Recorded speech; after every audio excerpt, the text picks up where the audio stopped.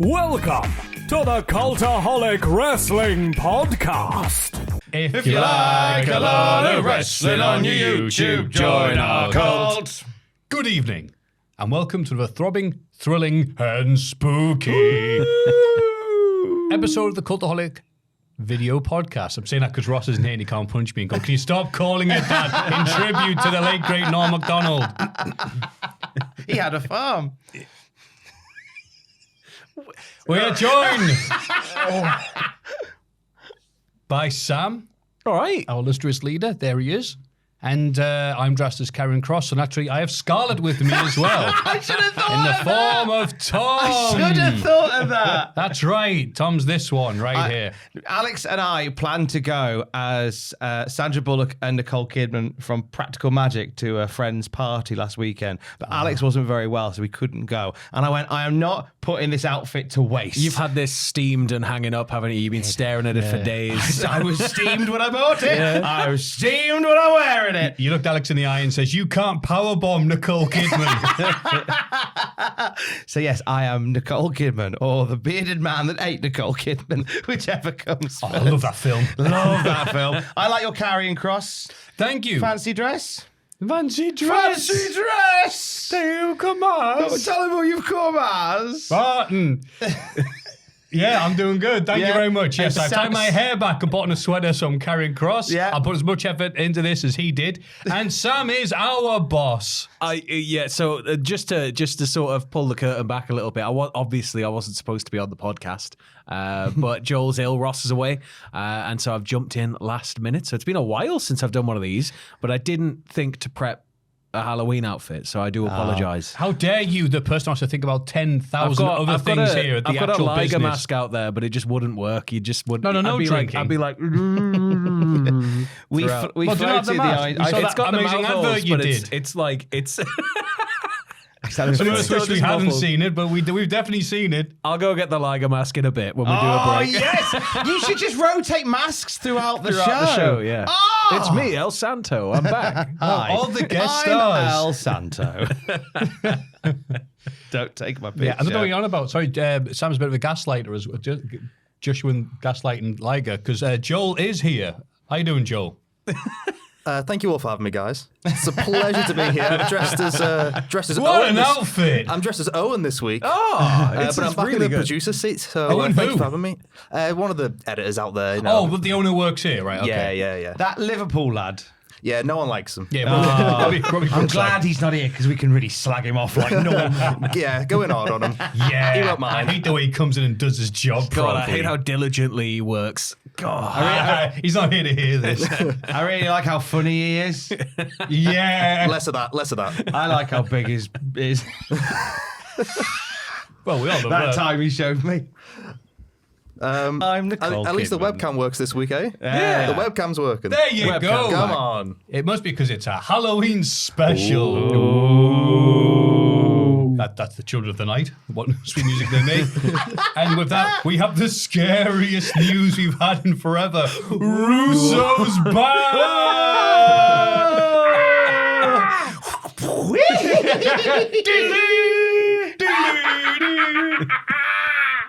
It was revealed on Monday that Vince Russo has joined the Insane Clown Posse's Juggalo Championship Wrestling. Russo also noted on the final episode of Bro Down. Tell us Bro Down. It's his podcast, I believe. Widdy wee widdy bro. It's got bro in it, and it's got said episodes, so I'm assuming it's some form of series or podcast that includes Vince Russo. So he was down with the bros, now he's down with the clown. I get it. Yeah. That he was working on the creative side of the promotion and has already written 9 episodes of TV for JC Dub. Russo will also be an on-screen character in the promotion, and the latest tapings of GC Dub's weekly show, Lunacy, revealed Russo was an investor in the company, at least in storyline.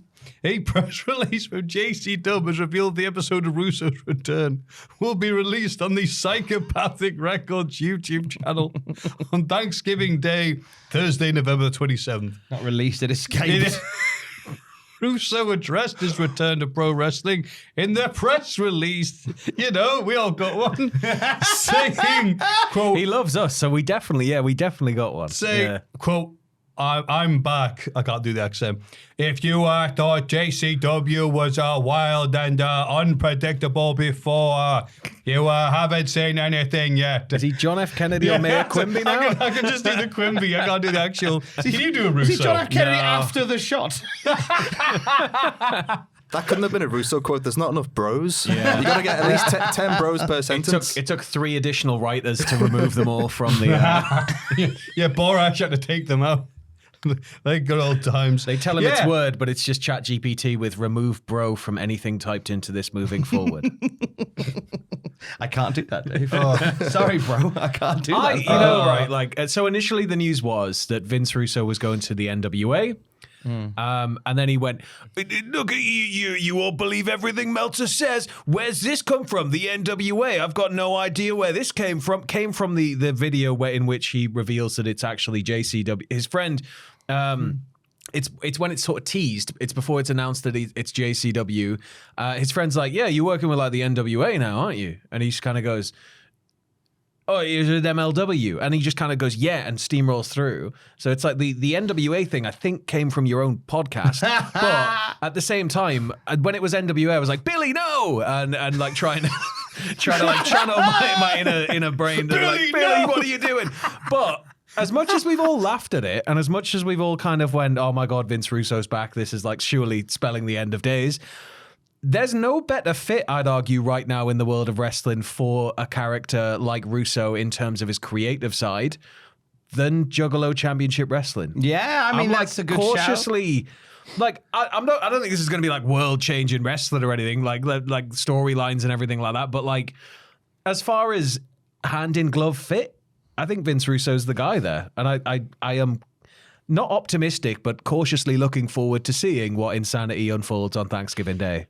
I'm looking forward to the Juggalos announcing that they've had to release Russo.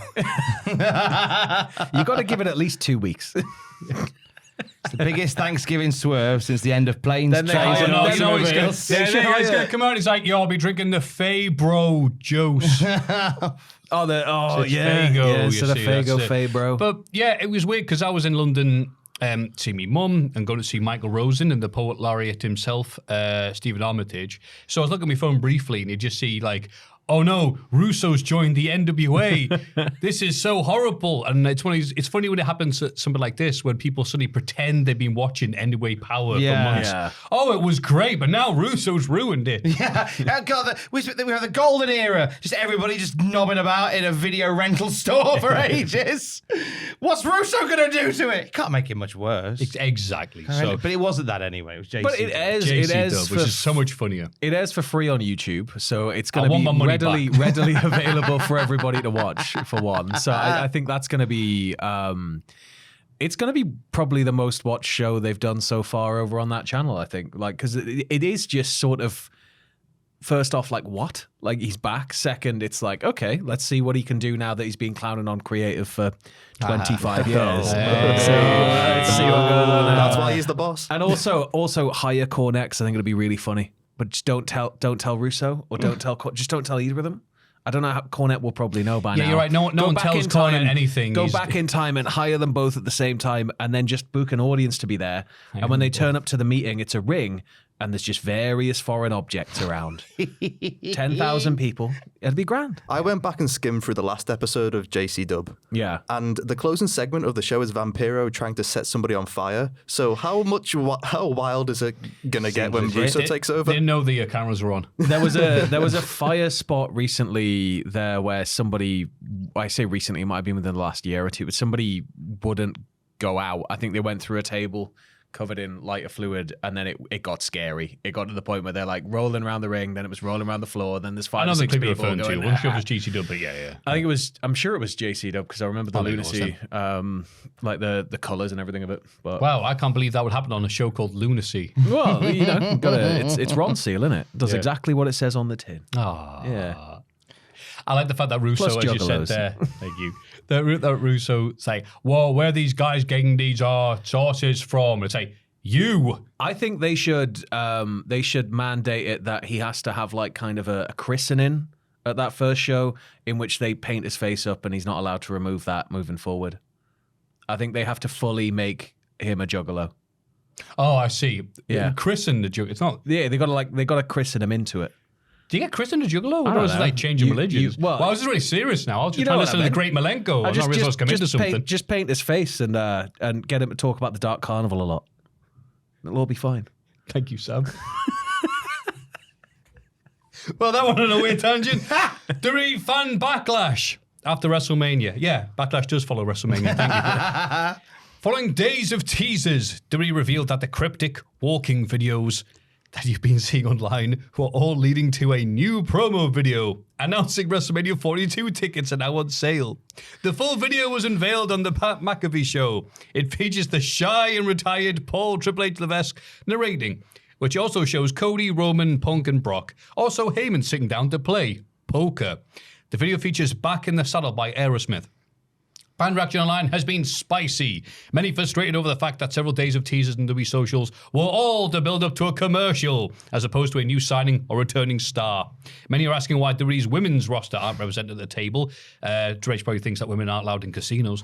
Ultimately, it's revealed that WrestleMania tickets are on sale now, with 2-day packages starting at $1,600 per person, with elite packages at $37,000. So again, we're going to see the usual suspects of long hair guy, green shirt guy, Brock Lesnar guy, and Trinidad and Tobago guy. He's my favorite guy. All your favorites are here. I mean, They should be in the commercial playing poker. The only people who can afford to be here. anyone who can afford to be at the table with them. The red hat guy for all time. The commercial itself was actually was fine. It was a bit aura farming because you go like, oh, what do all these things in the background mean? They mean nothing. It's just what Triple H thinks is dead cool. Old Triple H, who doesn't want to be in the photograph, leading everybody. Hey, come on, everybody, let's play poker. Somebody like a squashed potato that vaguely resembles Brock Lesnar, propped up in the seat after a 19-hour flight. I think as well. that the issue with this is, and I'm not a corporate bootlicker. Oh, I'm not a corporate bootlicker. get coming. some There's a sauce book for coming. them boots. There's a But- book coming. Yay! The pun! It's the rumor mill that blew it up. Obviously, we know they've done a lot of things with teasers before. We've had the Firefly Funhouse stuff, we've had the Braze stuff, we've had the QR codes, we've had all sorts of cryptic ARG things. We've had mental amounts of stuff. But now that TKO have taken over, everything's just about money and how much money we can make. So I think that we're still like longing for these like, oh, it's going to be a huge match announcement, or it's a debuting star, or is this a faction thing? Is this going to be like old school, weeks of vignettes leading up to it? No, it's just an advert. Give us 40 grand. Yeah. And I think that that's on it's on us for being conditioned by them. So it's on them, but on us. But it's I think that it's just the new norm, and we're gonna have all of these things where it's like, and then it leads to a huge amount of fanfare online. Everybody's talking about it. Everybody's ranting about it. Everybody's raving about it. Everybody's theorizing what it's going to be, whose the shoes are. It was like within minutes, it was like, those are Brock Lesnar's shoes because those are his boots. Look at these pictures of him. And it's Well, kind of people like still doing that. teasing. And it's all just building. And ultimately, they're trending. And then when it's finally announced, they're trending still because people are angry, but now all of the things at the top of your feed are just buy tickets, WrestleMania. Yeah, but you can't do that so many times because you'll just lose the We've been saying this, but Yeah, WrestleMania it's 2-day true. packages at $38,000, Tom. yeah. That's a big package. That are That's a sold two-coat already. That are Scorpio-sized already package. sold. That's true. People aren't voting with their feet, and I think that's it. Like, I think that this will continue for as long as it possibly can, and I think it's going to get juicier and juicier and juicier until eventually there's one rug pull too far, and then it's like, oh no, screw yous. Yeah, that's not until another 10 years. So Yeah. I think it's amusing that people who watch WWE were surprised that they got a tease for a commercial, which proves that lots more wrestling fans aren't actually watching WWE right now. Yeah, that's true. This is the least surprising thing. I think it's just cruel to tease the feet community. Sam, some how of do you which feel are about editing that? outside there. I'm not- one's right here. How you doing? I'm not a foot person. All I'm going to say is all that happened was that Bronson Reed stole some shoes. We asked an innocent question, which was, do you reckon he gives him just a little bit of a... That's the innocent And question. then we kind of laughed about it, and then it was like, well, I don't know, what's Roman Reigns' wiki feet score? And that's it. That's as far. And then we started playing top trumps, but shout out wrestlers, have they got golden grippers? Because we found out that John Cena doesn't just have 5-star grippers. he's got 5 stars, but the stars are gold, and he's got a little thing that says like golden feet. Oh, or like whatever. they're the best golden of the best. Yeah. Wowzers. So yeah, as you say, teasing the feet community. That's all how it started. That was it. It's very cruel. We're a marginalised corner of that world anyway, and I think that people have looked down on us for too long. People look down on feet for too long. Yes. Yes, It's a shame, actually, because Russo and the clowns are going to be doing this, but I guess they'll just have to do their own thing with Uno. And finally, Charles Manson wanted to meet Bray Wyatt. What? According to WWE writer Nick Manfredini, Charles Manson... Manfriday, yeah. Charles Manson wanted to meet Bray Wyatt. Manfredi, who worked closely with Bray Wyatt, revealed on Wrestling with Freddie, what's that? That a former teammate of Wyndham Rotunda's worked at the prison where Manson was incarcerated. Quote, Wyndham's former teammate in college football, being a prison guard at Charles Manson Prison, allegedly this guy showed Manson the Bray Wyatt promos and he wanted to meet him. And this was a whole thing. They were like, can we shoot a network special with Charles Manson? It was immediately squashed. Bray Wyatt probably would have never seen TV again if we did that. Wait. I saw the headline, did like, I'll have a look at this when we get to it on the podcast. I thought Bray wanted to meet Charles. No, Charles wanted to meet Bray. So just imagine it though. Where was Manson? Was he in like ADX Florence or something? He's in like a Supermax facility. You have teasers of Bray going somewhere to then have Bray shoot a load of content with Charles Manson. Yeah, like, yes. Why? What? Like, I get it, but that's like a once in a lifetime chance to do something that will obviously generate a lot of controversy, but I don't think it'd be too hot. You are the wrong person to be asking about this. If Sam had his way, he'd be like, yes, Bray and Charles Manson Ted winning the Kaczynski tag team wants to meet- titles. It's like Ted Kaczynski wants to meet Roman Reigns. Yeah. All right, what Ed Gein's a face. Oh, sorry, he wears a face. That one was for Ross. I like wrestling. They talk about faces. No, I understand why. Obviously, they couldn't do it, but in Bizarro world, mentally, I'm like, could you imagine, man? What if? Could you imagine having Charles Manson as part of WWE lore? On Raw, they cut backstage and in a well-lit room, there he is with Bray Wyatt playing poker.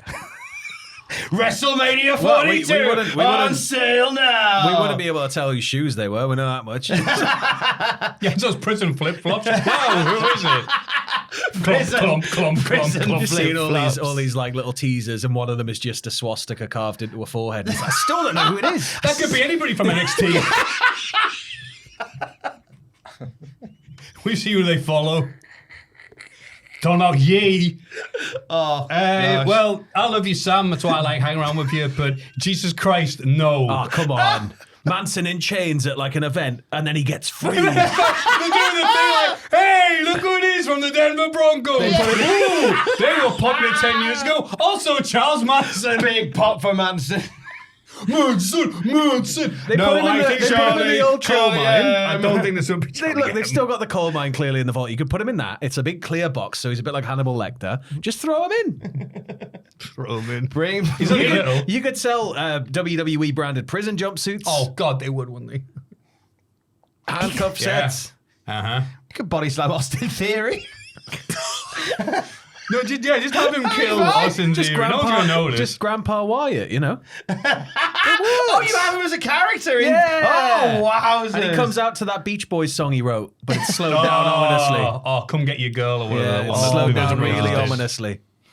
This is a very Halloween-y start. You know what? That's actually the best way to make Charles Manson look as crap as possible. If it's on in 2017, 2018 or whatever, like, yeah. Michael Cole going, wow, time to helter that skelter. That'd do worse for his image than the FBI did. He calls it the Helter Skelter, Cole. Yeah, right? Just completely ruined him. Incredible. Well, we can do Charles he Manson. wrote some songs before? We do the rest hour on Charles Manson and clowns and Russo, but Who's that with the runner? It's Linda Kasabian. I like their first album. well, it's the Carpenter family as well. Yeah, sure. Whatever. It's the Guildford Four. They're here for war games. God, no. Birmingham 6, so they have to leave 2 of them alone. Well, it's Ed Kemper. Ba-bum. He's really big in real life. All right, moving on. Nothing to see you. Next. Everybody get excited for the Cultaholic Hall of Fame! It's the Hall of Fame time. In condescending order from last week, Alex Campbell's words of wisdom. 14%. What were they? It was that people look older, like a 40-year-old in the 90s looks older than a 40-year-old in the mid-20s because, diets are different, fashion's different. They have to wear seatbelts now. Like, how is that a key part of the reason that Sergeant Slaughter at 40 looks so much older than John Cena at 40? Seatbelts, in it. So it was a little bit of. It's a rare occasion where my wife says something that's a bit silly. Normally that's my remit. So I thought I'd try and get it in the Hall of Fame, but it was a tough battle last week, to be fair. That's very nice. How dare she say that about that plucky youngster, Carlos Colon? I know, right? The Things on My Nan Facebook group, 40%. Oh, it was close this week. How that didn't go in. People loved it. Yeah, I'm surprised that didn't go in. It's very, very popular. The fans liked it as well as everybody else who also doesn't do a rival wrestling YouTube thing that Ross was taking shots at last week. We were like church mouses, weren't we? Yes, Tom? we were, sir. But the winner was John Cena versus AJ Styles at the Crown Jewel. 46%, which was Ross's, right? Rest, yeah. He actually wanted to put wrestling in. Boo! He said he would put it in the previous Oprah. week. Go to Oprah. But Ian Watkins died, so... No. And he still didn't win. Well, we all won, didn't we? Humanity. So, well done, Ross. What have you got for us this week? Am I doing Ross's one? You are. Okay, right. Okay, I'm going to nominate for the Hall of Fame. Oh, wait, doesn't make any sense, does it? It should be... Because you technically have mine... one. I have one. Because as Sam is the guest, Sam is replacing Ross. Yeah. I'm still on from last time. Yeah. So therefore, I think Sam should go first. You're right. I apologise. Go ahead, Sam. Are you sure? Sam's Hall of Fame. Now you say that you sure and you clearly don't have one ready. Absolutely. I do have one. So the other day I went into a bar my mate works at and I went to just catch up with him, see how he's doing, having a little natter. And as I get to the bar, this guy's leaving, right? And he's got a massive black eye and he's getting on like a folding bike and he's mumbling to himself. And I'm like, think nothing of it. And I just go back inside. So I go in and I go chat to my mate, talking away for about 20, 30 minutes. And then in comes the guy again. So he walks up the stairs and he comes in and he comes to the bar. And then he's like, I left my house keys here. And so there's not been any keys handed in. It's like, where were you sat? What were you doing? He's like, oh no, I left my crutches here. And it was like, what? And he's like, can I get a drink? And so he tries to order a drink and then he has no money. And then he goes, no, I left my car keys in here. And then it was like, what? And then he proceeded to then pick a fight with my friend, the barman. What? Because he was really drunk. He started stumbling over. So it was like, you're not getting service. You're not getting service at all. And as he's sort of having a bit of back and forth with my mate, he stands there on the spot and his pants are sort of like riding down. So he's got like boxers and his pants are like here. And it was becoming clear he was very, very drunk. Oh, God. And he just stands there for a moment. And he's like looking at the barman, and there's me and another of my mates in there, both kind of going, oh, this is going to get hairy. What's going to happen? And hand goes in pocket. So we're like, has he got a knife? Like, what's going to happen? This is starting to get really sketchy. And then he just has this confused look on his face. Then he starts to walk toward the bar. My mate's like, right, come on, takes him out. And he just basically says, like, doesn't touch him or anything. He just leads him down the stairs, and he's like, leave. And then there's this massive slagging match at the door. And I'm like, so I poke my head around and I'm looking. And then this smell hits the room. Oh. And it turned out that in that moment of confusion, staring at my mate, he just stood there and soiled himself. Oh. So he defiantly pooed himself and is now forever entrenched in law, simply as Poo Man. So I I would like to. I don't get it. I would like to nominate Pooh Man for the Hall of Fame. It was just that he realized he wasn't getting served and that nobody was, like, his stuff wasn't here. He tried to take another lad's crutch from him who needed it. And this guy's like stood up, no bother. Like, yeah, he's drunk and he's sort of, but he tried to take another guy's crutch from him who needed it and couldn't get out of the chair if he didn't have it. And that's when, he just defiantly kind of stood there and went, Oh my God. and he just locked eyes with my mate the entire time, soiled himself, and then it was Hall a of Fame lost cause. pick Done. Pooh Man's gone. So what you're saying is Jack's doing all right. Come on. That was cool.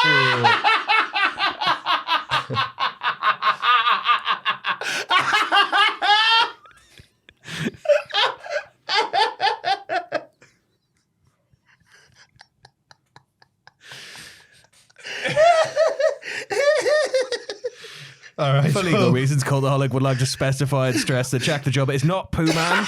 I didn't say which Jack. On this occasion. Well, that is. Depends what colour it was, I guess. I didn't see any colour, but the smell was really enough to get that entire bar to clear out. Wow. That was it was eye-wateringly bad. Pooh Man, I think. It's a great choice for the Hall I don't necessarily care about the story, but I just want to see one of the supporters just about to go on patreon.com/cultaholic and just look at their face. They go, Pooh Man. Pooh Man. What a week they've had. Can't wait to listen to the pod. Well, I like that. It's Pooh Man, all one word as well. Like he's a superhero. His real name is Malcolm not Poohman. Pooh hyphen, Pooh-Man, Pooh Man. Ah, there you go. Yeah. No, I prefer Poohman. Michael Poohman. All right, so Pooh Man in the Hall of Fame. Are they going to put a blue? No, he's not. Not yet. Going to put a blue plaque? I think there should be a blue plaque. Definitely. A Pooh Definitely. plaque. Yeah. Definitely. Yeah. Fantastic. You know how you like to put a podcast on and eat something? We'll move swiftly Don't on. eat poo. Yeah, don't eat the poo. Don't even think about eating poo. You wouldn't want to eat Pooh Man's. I mean, it smelled like Yeah, it don't smelled eat like poo. it smelled Sam, like stop talking about it eating smelled poo. like salty bins on a hot summer's day. I think they did I love that blues artist. They did the pyramid stage in Glastonbury. Love salty bins. Salty Bins was a revolutionary in the 1950s. Anyway, we'll move on to my pick. Salty bins. Moving on from Pooh Man. No, I never want to move on from Pooh Man. To my pick. Go over Ross to come out because we were like, Pooh Man. Should have had a week off, should you? I'm going to get summoned to the door and he's going to be like, explain. You can just go, managing director. So my next pick is Pooh Man. Pooh Anytime Boy. on. There you go. Fantastic. So we know we've had the success of Fat Bear Week. There's a Week, spin-off. okay. Like all good popular shows got a spin-off. Fat Squirrel Week. This year's the first time the competition has been held, with the organisers being inspired by the competition held by the Fat Bears in Alaska. This time, they are aiming to find the fattest squirrel across all the Texas state parks. And we have the first winner this year, a squirrel named Chunkosaurus Rex. Chunkosaurus From, and I quote, Dinosaur Valley State Park has been crowned the first ever winner. I love him. The cheeky creature nutted its way to victory. That's what it says here. Oh no, BBC. No. After getting more votes than fellow finalist Chunk Norris. Oh my God. Who nutted too much. The contestants had fun names like Look at Nutella. Stanley the Texas Tank, Twiggy Swift, and Nutella. Nutella. So there you go. Oh, Chunkosaurus Rex. And look at the size of perfect. him. They're perfectly formed. Oh, bless them. Oh, look They at did him. well to find a crown that fitted his head. But if any of them walked into a bar and soiled themselves because they wouldn't get served. Oh, my mum and They dad. walked into a bar. The squirrel bar. My mum May and- I perhaps just a touch you, hollow of a gentlemen? I'm going to share Some this with nut my juice? mum and dad. God, I because hate Chunkosaurus. Sorry, what was they it? have a squirrel that comes to their garden called Colin. They've called him Colin. He's a fat squirrel because they've been because there was a period where they would order a Chinese and then they chuck out the chicken balls for him. And he came along and just ate all balls? the batter off the chicken balls. And he got a bit addicted to the chicken ball batter. And he just got So fatter. don't give MSG to squirrels is what we're looking Yeah, bloody hell. Or do it and see what happens. I love it when they feed me chicken batter. Chunkosaurus Rex, the winner of Fat Bear Squirrel. Oh, How long does it survive as like the chunkiest animal before it's like, right, who's going to get that bear on Steads? Like, who's going to get that bear on the HGH? We need the strongest bear. How dare you? This is a drug-free competition. You think we would cheat at Fat Bear? We've got the enhanced games coming. All I'm saying is when we're out of fat animals, we've got to get the hench animals. And if we want hench animals, it takes a lot of work. Sometimes you got to cut some corners when you got to be. But this is an aesthetic business, Maffew. It is true. It's a big bear business, as they say. I like the idea of the Bravo would 100% have had Britain's hardest animal. Oh yeah, and I will watch every That's episode. Easily like an 11-part series, counting down from like 1,000. Oh. I understand that Squirrel's now gone into hibernation with 3 months worth of Ozempic. So he's going to be a new boy when he gets out the other side. He's fat and tough. He's the honey nut badger. Anyway, on that dismal note, Tom, my beautiful wife, what have you got for me? See, honey, my problem is mine does not involve a man defecating himself, nor does it involve a fat animal. Well, what are we even doing here then? Do you know what? I thought that. I went back to see my mum and dad this past week, and they've got all our old toys out of the loft. They were going through them, and they said, "Look, you can." In my mum's words, you can go through them now and take what you want, or just leave them. We're going to put them back up there, and you can sort them out when we die. I was like, "Oh, that's a bit hard. I'll go through them now."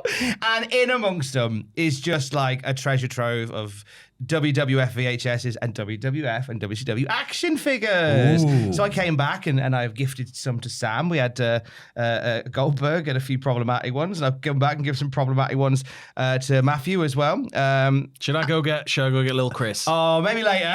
We'll save. I want to put in Chris.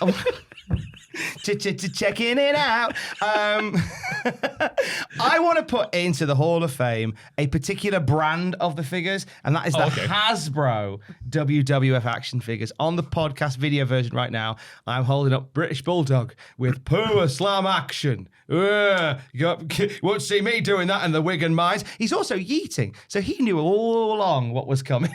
Yeet, yeet. Yeet, yeet. There is something about these figures that are just extra special. I like the size of them. I like the fact they've got nice little actions to them as well. They feel like they're made with love. And it's for a very personal reason. It's because I remember getting this action figure when I was a wee boy. And it was nice to see him again. And I've put him on my desk now. Because it's Bulldog, and if you listen to the classic Raw review, you know how much we love British Bulldog. If you listen to the SmackDown review, you know how much we love Bulldog wearing jeans. But also, I know that the younger version of me that had that action figure, his mind would be blown by what I'm doing for a living right now. So it's a little reminder as he sits on my desk of just like, hey, how cool is this, little boy? So that's why I want to nominate them. I like this. I like the size of them. I like the design of them. They're very cartoony. They're very silly. And I think they deserve a place in the Cultaholic Hall of Fame. But I've done it in the same week that a man pooed himself in a bar that Sam was in. So I don't think that. All I'm going to say is squirrel got fat. You've really looked after your figures because like it's in remarkable condition. Like all mine are scuffed and knackered, and the hair's like all the paint's coming off. But I don't really have a bond with Hasbro's because I was too young.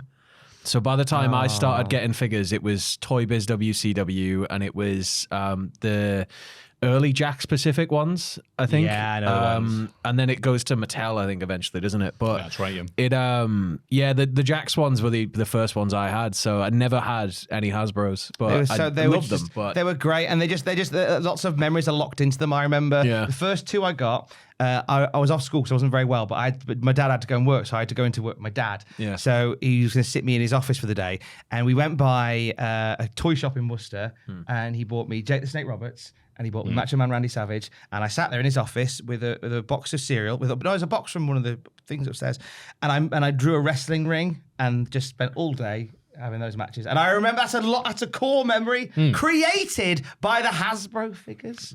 So that's long nice. may they remain I had, in the Hall of Fame. I had two Hulk Hogans. One was racist and one was even more racist. And I had the Ted DiBiase with the green suit and the Shawn Michaels that I didn't recognize because it's like the same physique mold, I think, as Bulldog, but with a they blonde, all have like the same body, don't they? I mean, Shawn Michaels has eaten Marty Jannetty. So yeah, I have a lot of fun with them. On the Bushwhackers, who did that. Oh, I've got Luke on my desk. Oh, Now nice. all I Couldn't can find think when you said eating Marty Jannetty, all I can think about's the Futurama thing where it's like, why doesn't Sean, the larger of the two The rockers, more successful of the two rockers. And also, it is the best version of Bulldog because he's big, he's flexible, and you can't hear him talk. So, good job there, Tom. So yeah, we've got Dodgy 99 Test with his tattoo of the T. Any long-term classic SmackDown review wind tunnel? podcast enjoyers will know the fun that we've had with Test over the years. Yeah. So I thought when I saw him, I thought, must bring him back. Yeah, he's got the Michael Jackson Earth Song pose going on. he's got a full-blown like gurn going on like the sweaty figures had. You know, where they had all the malformed faces where they were almost like caricatures. He's got that going on. I have no push and I must sweat. So yeah, Do you remember the sweat figures? That's what I was just talking about. the thing Sam just brought up. Yeah, those ones were just daft, weren't Sweat they? ones, and then you had the bendies as well, which there's a couple of the bendies out there. There's a Batista one, and it's all just Well, like we can't send the soft and- podcast that we'll get sued. But wasn't the concept of the sweat ones funny, though? as Oh you yeah, said? where you Like- squeeze a little trigger and then the sweat just pours down Billy Gunn's face, but Billy Gunn's face is this big and going. Yeah. I thought a great. I Watch thought your favorite wrestlers die. I want to use that same And then technology. you could put food coloring in it, and it's just blood. Oh, I thought about doing Oh, that. so you can change the colour of the liquid. Because I've had a great idea to use that technology with Puma. Oh, Squeeze his oh, legs. no. Press the button like, I left me crutch in here. Who wants to fight? Left me crutch in here. What if he's just like one of those? He's not human, and he's one of those creatures that doesn't poop but just excretes it through his skin. He could be. That's basically one of the sweat figures. Patreon.com/Cultaholic for all your voting needs. Like I said, we have the Legend of Pooh Man, winner of Fat Squirrel 2025 Chunkosaurus Rex, and the Hasbro figures. Sounds good. It did until we started talking. And if you can go to patreon.com/Cultaholic, you can vote for any one of those and also become a proud Patreon supporter like one of these fine folk. Reno2200. He's from the future. Pew, pew, pew, pew. Noah Anderson. And you pause. Anderson. Thank you. Levi Leroux. Going in for the kill. I'm doing it for a thrill. I'm hoping you understand. We need to Got work his on the poo in my harmonies. hand. I knew he was going to say that. Jimmy Gillen. The Gillen. Pew, pew. The best a man can poo. And finally, Nova Chrono. No. Clean trousers. Thanks, Tom. Shouldn't have brought poo up. That's what they all say. Yeah. That's going to be on your tombstone, Sam. Sam Driver brought up poo once. 1991 to 2020 something. Stick with what you're good at, son. That says this week in the wrestling. It's this bloody week in the wrestling. Afraid Sam has had to go. He has defecated. But thankfully, it's short notice. Pooed everywhere, didn't he? She did, didn't he? What a mess. Stinks. What a mess. Pooey Sam. But thankfully, this is such a good picture on. It's such a good photo. What are you looking at? Are you on your phone or something? Look at it. Anything else? Can that be the thumbnail? Just Oh, sure. Yeah. Joshua and Thunder Driver has joined us. Thunder Driver. Hopefully we can drive away from the poo to SmackDown. It's the week in wrestling. Undisputed WWE champion Cody Rhodes was interrupted by Drew McIntyre. Jimmy Uso emerged to brawl with McIntyre. Mm-hmm. When will we get a Cody Rhodes enough shirt? Because it's my favourite catchphrase of his. It doesn't get the love. Just as Drew was sort of warbling on about... got some hair in my mouth as I'm Nicole Kidman. Drew said that? Me. Drew did. Nicole Drew Kidman. strangely. Just as Drew was sort of warbling on, going, I didn't do it. I did not kill Jacob Fatu. I did not. Oh, hi, Mark. It was just Cody interrupting him, going, enough. And I like wild and woolly Cody at the moment, who is just always in a lovely suit, but always spoiling for a fight. He's like angry dad on car trip with kids that he regrets taking. He regrets leaving that house, and it's like eventually one thing happens and he's going to turn that car around and take everybody home. And that's how I feel about Cody. It's because he's stepping up because he's the quarterback. Like, Yeah. he's stepping up. QB1. Yeah. But Roman couldn't be left out, so he's TC1. Yeah. Yeah, I think I understand the football analogy. He kicks the ball, right? Yeah. Best goal scorer in all of the American football leagues. There you go. Yeah. Sorry. Just funny looking over to see Justin Liger sat there. Where is he? I don't know, like he's on this podcast. Yeah, This is he great. just denied everything. Baldrick. Tama Tonga and JC Mateo defeated Rey Fenix and Nakamura. So Tama Cutthroat and Phoenix for the win, but it was a bit of an odd pairing on the Nakamura side. I just want Lucha Bros. Can we just have Lucha Bros? Can we get Lucha Bros, please? Shinsuke is what we're going to call him. What? Because he's What? Shinsuke. That's what we're going to call the get team of Shinsuke Nakamura and Rey Phoenix. Oh, Rey Fenix. Oh, right. I thought you had a first name. Shinsuke. I thought you were saying saying grey. I was like, oh, like his hair's going grey. Shinsuke. Yeah, he's old. It's like, that's not really surprised. Sheenix. Shinsuke. These are horrible. Shinsuke. Why are you encouraging them, Joel? Why couldn't you be ill as opposed to coming into work and working hard? Did JC Mateo get bullied for his face paint the other week? Because it's far better this week. Did you know? I didn't. Oh, I didn't notice that. I noticed that. Far better. They look. They differed in the how good they looked. There you go. I was good. Yeah, I feel like they've done each other's, but one of them is remarkably less good at it than the other. Yeah. Tama popping back up with the face paint though was oh man. Nice. I'm just hoping that we get more out of it than just face paint. No, I think it's Yeah. just What face paint. else would you like to see? Like masks, fancy dress. No, I mean Fancy like if we're gonna lean into the image change, can we lean into more character work and stuff? Can we do a bit more? No. Why They'll not? get an advert and you'd be happy. All right. I love that I can see your little nose ring through the mask. I'm like, whoa, it'd be cool if Liger had one of them. Yeah, it was an all right match, but it's weird. You get like, wow, Nakamura's got his old music. Yay! And he wrestles like, oh, he's old, isn't he? Yeah. And his tag team's not going anywhere fast, but it's just the SmackDown tag team division. It's kind of there. It's a bit not bad. sellotaped together. Yeah. Doesn't mean it's bad. It's just not quite. Yeah, you know, you can't be refined. asked like getting batteries for your remote. Yeah. You just keep on mashing the buttons and eventually it will work. We got two batches from two different brands. Yeah, I thought that's what you were I saying. did that. Both with- from 2015. It was my Amazon Fire Stick controller died, and I had the batteries, and I knew I had them in the drawer, but I just couldn't be bothered to look for them. So for weeks, I just used my phone. Just used my phone to like control the TV. Just sat there like, yeah, this is I can't better go than all the way going to over that there to drawer. get the batteries. Come on, what's wrong with you? WWE Women's Champion Tiffany Stratton defeated Kiana James. Mm-hmm. What do you think, Tom? It was fine. Nice showcase for Kiana James. I think that they've had matches on NXT before, but I feel like this was a nice showing for her. Tiff was always going to win, though. Yeah. I don't mind Kiana James. I'm glad that she's like the whole thing with Julia. I think is important for her. I think it gives her some much needed character. There's quite a few people, particularly on the women's side, that are coming out of NXT and just haven't got that real persona about them. Kiana James was one of them, and I've enjoyed the stuff that she's been doing with Julia. And this match was a nice showcase for her. Nice. We got the beat down afterwards as well. Oh, yes, yes. I was going to say, yeah, before going to that, the crowd did not give a damn about this match or Kiana. Woof. But then there was little heat. The crowd enjoyed the hot ending sequence, though. So it's like... Yeah, because Tiff did like a 5 moves of doom where she just rattled off all the... Oh, you got a nice little stream of moves there. Right. That'll be good in a future 2K game today. It'll be very satisfying. So it's like the crowd go, well, we know you're not going to win, but we want to see Tiff do cool moves. And then what happened after the match?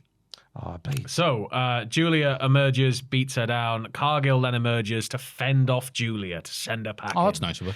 But Cargill, she's like, yeah, I'm your pal, Tiffany. And it's sort of like, you know where it's going. She beats her down. She drives it to the corner. She's like striking her, throwing her all around ringside. It's like post to post into the steps, onto the announce table, over the announce table. And then eventually they get separated. But commentary doing a big job of really selling the whole, you can still see her injured eye and all the other stuff. But I think like, when we're looking at Jade right now, do you reckon it is going to be Jade in position as champion for the Bianca return? Yes. Like, I think that's the best way to make money out of it story-wise, but Is Jade a credible champion at this stage still? No, Do you think? that's why she hasn't got the belt. Yeah. I was thinking, wait, they're turning Jade heel? Wouldn't it make sense to freshen Tiff up by doing that? But then I realized, wait, no, Jade heel is going to be way better for her. Yeah. Because you don't need to be, the wrestling machine. No. You just need to be big, do moves, and threaten people. And I think Jade could be very good at that. Yeah. And probably get around the limitations. I don't like the fact that, yes, there are only 3 women in the SmackDown women's division at this level. Yes, the But fact this we were getting title, a title versus title match very nearly until Jade turned up. I thought that's how wafer thin the SmackDown women's div currently is. yeah. So I'm looking forward to it just to see how good Jade is as a heel, I think. Oh, she'd be so much better as a heel. Yeah. If it's anything like she was in AEW, she's so much better as a heel. You've just got to let her run wild, right? And it's all about, once again, just emphasizing those strengths and hiding any weaknesses where possible. Like, that's all they can really do with it. Do I see her having a long reign? Maybe not, but I think the Bianca situation it's just in the stars, isn't it? Yeah. Or it could be a heavy reign, which Machidi was playing on his stream the other day. Oh, heavy rain, what a game. Jason! Yeah. Jason! I couldn't believe people Jason! still played it or thought about it. He was having a lovely time. Jason! Then that guy used to work here. Anyway. Ilya Dragunov defeated He was having Aleister a Black lovely time, that guy who used to work here. in the United States title Pregnant open pause. challenge match. Ilya getting totes emotion about coming back, wearing his lovely Father Christmas jumper. Father Christmas that's coat. exactly what he was wearing. That's what it was. I'm glad they're keeping the US Open challenge thing Alive, And yeah. I must admit, that's where my brain went, US Open. Yeah, good on Ilya for not That's going. what it's named after. US is open. The US Ice would let you think that. like the tennis. Oh, I see. Yeah, US Open. That's what I was referring to. Yeah. That's exactly what you're all referring to. Yeah. I think Dragunov, obviously, it was an impassioned promo, but his real selling point is between the ropes once that bell's rang. He's just 110%, isn't he? Like, throughout the entire thing, he's just running on absolute power. Couple of really scary moments where he landed on what looked like straight on his head, but powering through. Oh no, and that's fine. That's just how he takes moves. But yeah, but that's what I mean. It's like he's just like a wrecking ball, isn't he? Like he's capable of putting on those really dramatic moments into matches, and I think it works nicely. And you know what? I think this is a great position for Aleister Black and Zelina Vega, because WWE severely needed like a spooky guy with a devilish seductress valet. There's been nobody on their roster for ages that did that same gimmick. Isn't that right, Carrion? Like, there's no one that's done that. Why did they think of that earlier? I wonder why they didn't keep Karrion Kross and Scarlett. There's Aleister Black and Zelina Vega doing the Karrion Kross and Scarlett bit. Oh, sorry, Kross. Okay. But I'm carrying sad. I thought the match was fantastic. It was banging really well. fantastic, wasn't it? Thank you. Yes. It was just, and then Damian Priest showed up. I'm like, oh. Yeah, Go but away, you old goth. No, he's really upset about the fireball and those 5 definite not plants going, oh my God, for everything throughout that moment. He had some lovely makeup around his eye. Maybe he's born with it. Was like, but yeah, he's not a happy bunny. And eventually we have Aleister and Zelina escape through the crowd, running away like chicken poo heels. Stop it. I enjoyed just a little in terms of a move from that one, a few bits in there. Ilya Dragunov's Constantine special. Nice to see. Liked it. Big fan of that. The old whip round the ropes and a clothesline. Lovely. Like that. Constantine special. Constantine special. That was where he did like a 619 What's and then it it called rolled that? into a rolling lariat.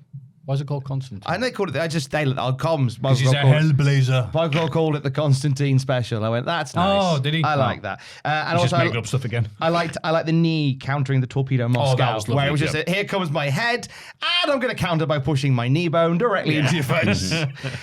This is great. I'm so happy that Dragunov's keeping the open because he's a cracking wrestler.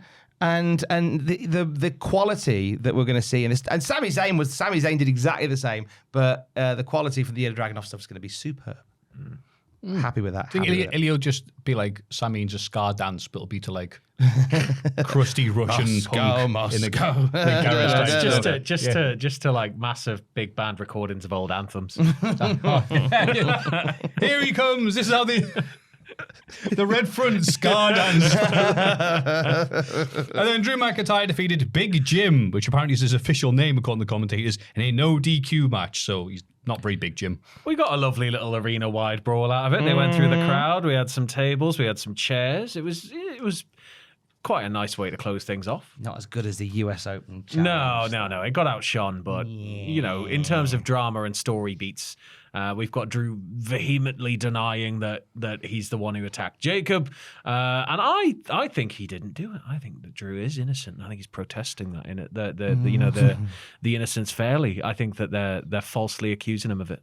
I think this is the issue. It's like Leslie Nielsen. He's wrongfully accused. Yeah, he'd be shouting about it if he did it. Surely, it's true. He would be owning it, wouldn't he? Yeah. What if it was his evil brother Pooh back in? What if it was Cody all along? It was Cody all along. Somehow. Yeah. Well, it was Cody who just desperately wanted to have a main event with us. He's like, I've got to be a quarterback. And that's when Jacob Drew Fire stuffed his toe now. Got to be a quarterback. And Drew finally gets to do the enough. And it becomes Drew's catchphrase. Yes. Enough. And then we had Halloween Havoc because we haven't got enough wrestling this week. And this was a weird show that I watched on the National Express, Coach Back, which was delayed by several hours. The only way to watch it. Nothing but of my full attention and looking at the cars crashed on the M1 that was slowly driving past. Javon Evans and Leon Slater defeated Mr. Iguana and La Parker. Not that one, the other one. What do you think, Tom? This was, I think, probably my second favourite match of the week. This? I loved it. Okay. It's just fast-paced, a bit silly. Everybody got a little shine in there. Mr. Iguana's just great, and he's really coming into his own at the moment. Leon and Javon Evans are just both brilliant, high-flying at points. Leyeska getting involved a few points. Vic Joseph revealing that he used to play WCW NWO Revenge and always played as La Parker. Because why is that? Because he had a funny little dance. And he starts off with the chair. That's right. And he starts off with a chair. I loved it. I thought it was a great match. Did you not think so? I did not, but I'll ask Liger first. Okay. Because he's wrestled Halloween Havoc before. Yeah, you'll remember. I did, yeah. I think that in terms of just looking at the talent on display, it's been really nice seeing this mix. But I want more. I want more AAA. I don't know how the TNA thing's going to settle out, but having Leon there it just feels right, doesn't it? Leon and NXT. So I want more of this. I have admittedly only caught highlights so far of this show, so I need to catch up. So this is, I appreciate your honesty there. Yeah. Sam dropped in very last minute I've only caught highlights of the show. What I've seen so far, it looks insane. So, but you didn't like it. It's okay. We're allowed different opinions. It ticks my boxes. So what is it? I like the people involved in this match. I just don't know why they were put together. I don't think it was a big, it was a good mix. Yeah, Javon and Leon together. I was like, well, okay, great, but they're against Mr. Iguana, who was a comedy act. Yeah, and I love Scott Duhotty, but I don't want him against Jet Speed for 20 minutes on pay-per-view. So it was so weird. Like, Javon and Leon are so good; they can do this and this. And Mr. Iguana can't do any of that. So that's some but good then bits, none of them can do Leyeska. Yeah, but again, way too long. Iguana's slow-mo spots and silly moments ruined the flow. It was a waste of having these two lads against him. La Parker 3 had a beautiful moonsault, and that was it. He's a goth Hugh Morris. Hugh Morrissey.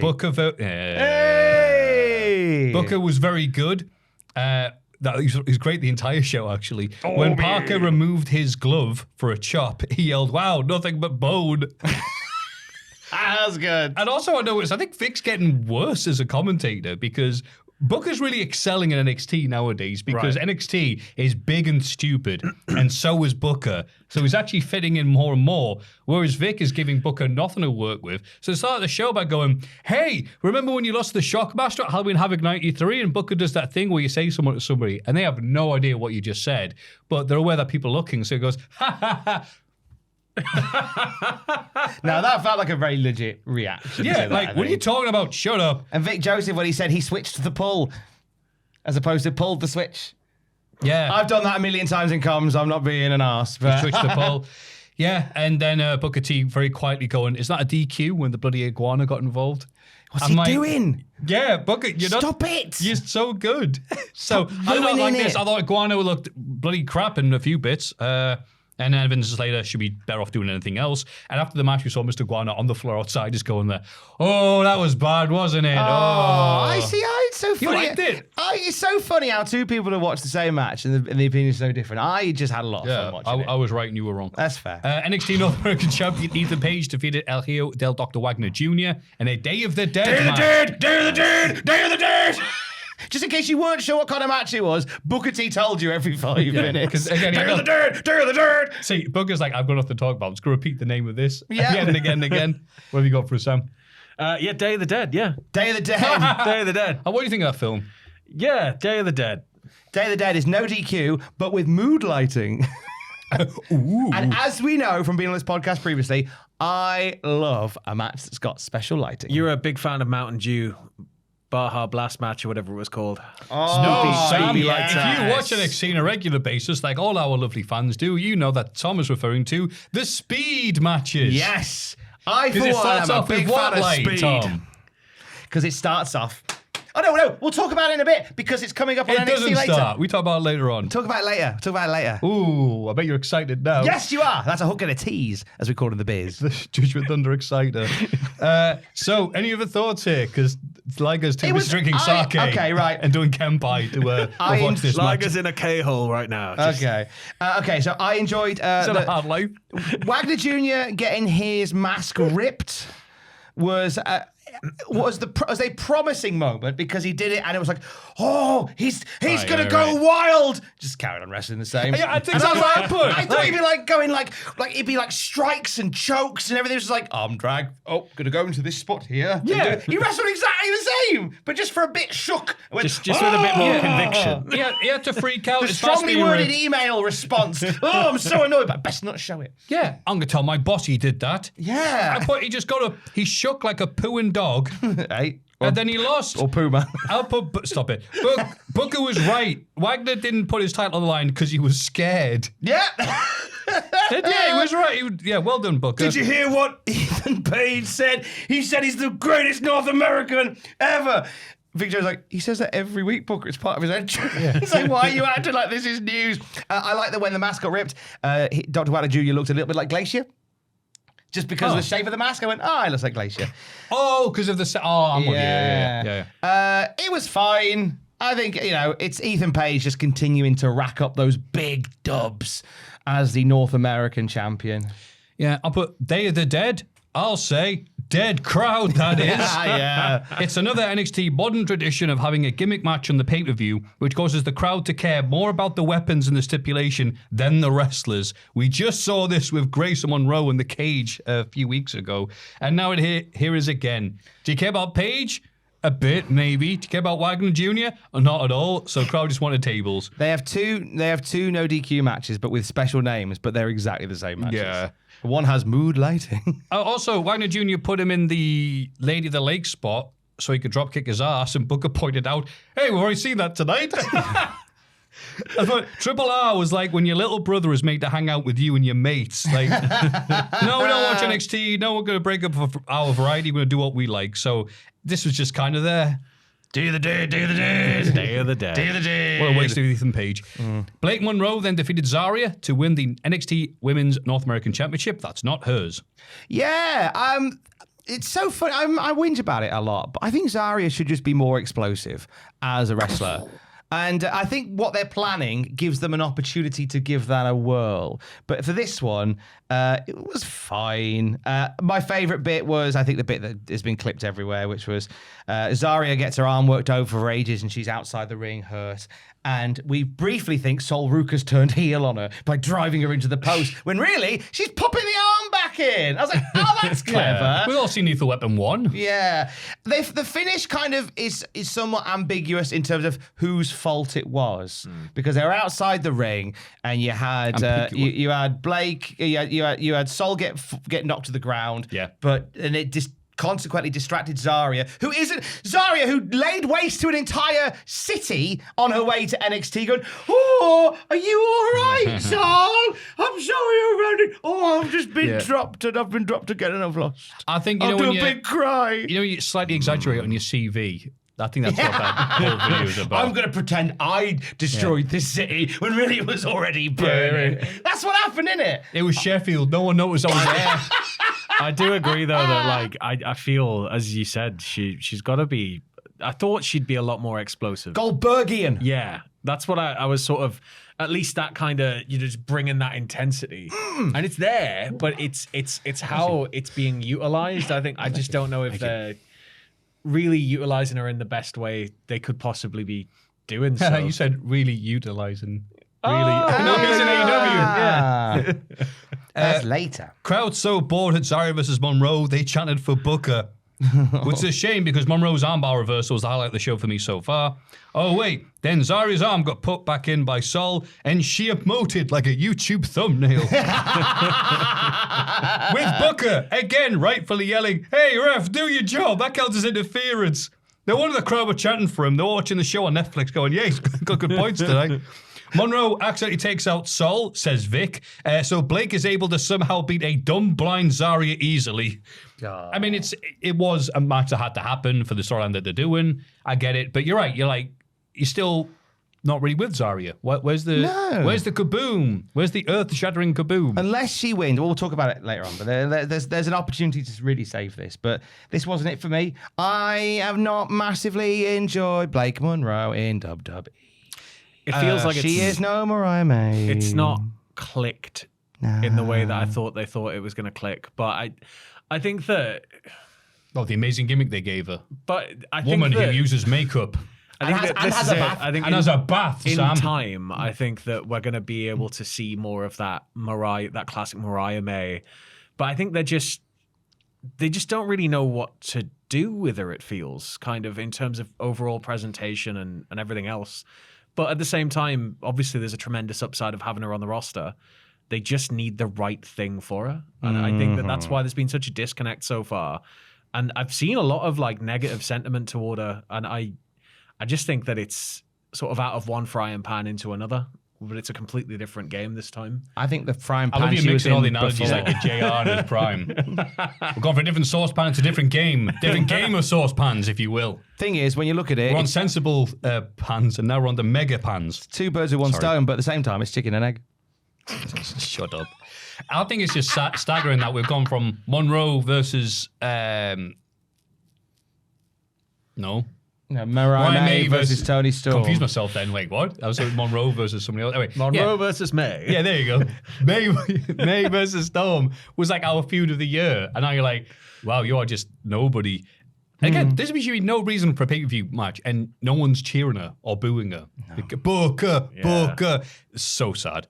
Thank God Tatum Paxi defeated JC Jane to win the NXT Women's Championship next to finally give this pay-per-view a match worthy of attending. Yeah, they really went for it. This felt like the sort of the 2.0, the icons of 2.0 finally coming and taking the center stage. I'm delighted for Tatum Paxi.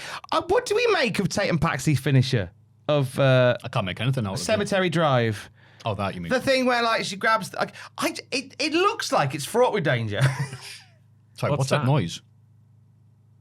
I can hear drilling. Sorry, Joel's just got his drill out. Sorry, hang on. Keep talking. Let me go have a look. Yeah, sorry, we've got our best man on the case, which is a half-blind Sam. We're sending Jushin Liger around. He's just decided to claw. Oh God, sorry, that was really. We're ignoring the podcast now to watch Sam not trip over wires. I think it's one of those where it looks like a dangerous move.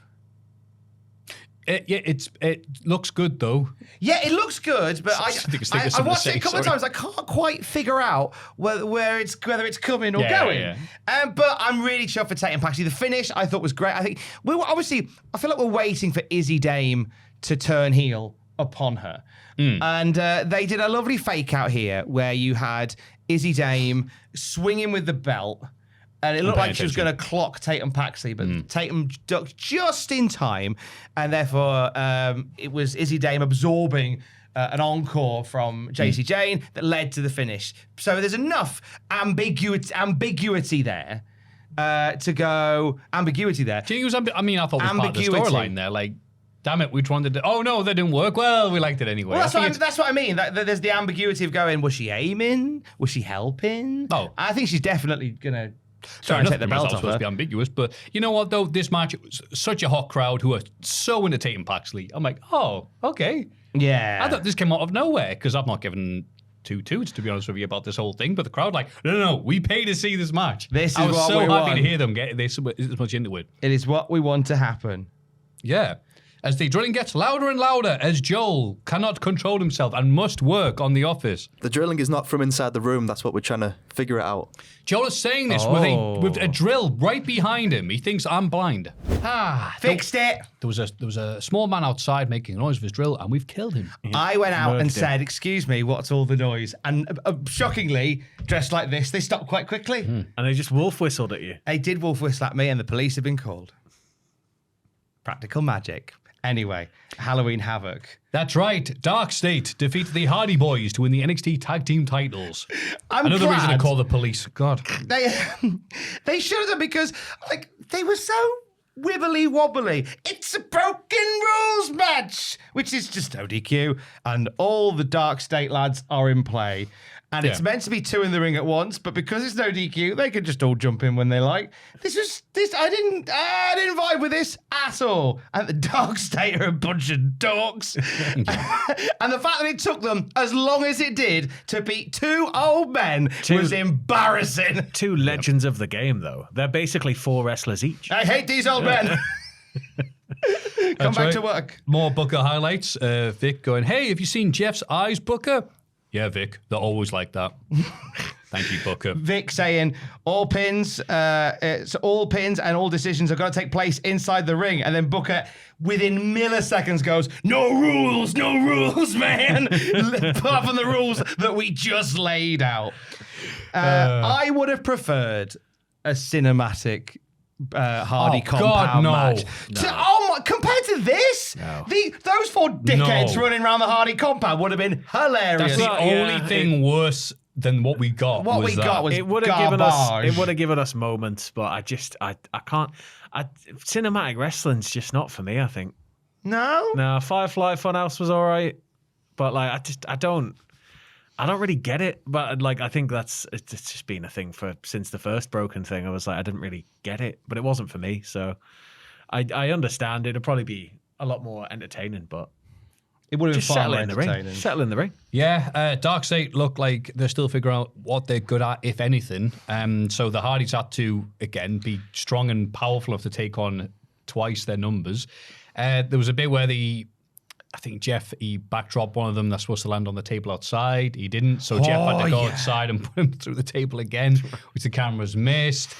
More tables and hardcore stuff, even though we've already seen it earlier tonight. Not a fan of this. I think Dark State are cack, and I'm glad that the tag titles are off them. I'm not happy with anything happening right now. Tag division NXT. No.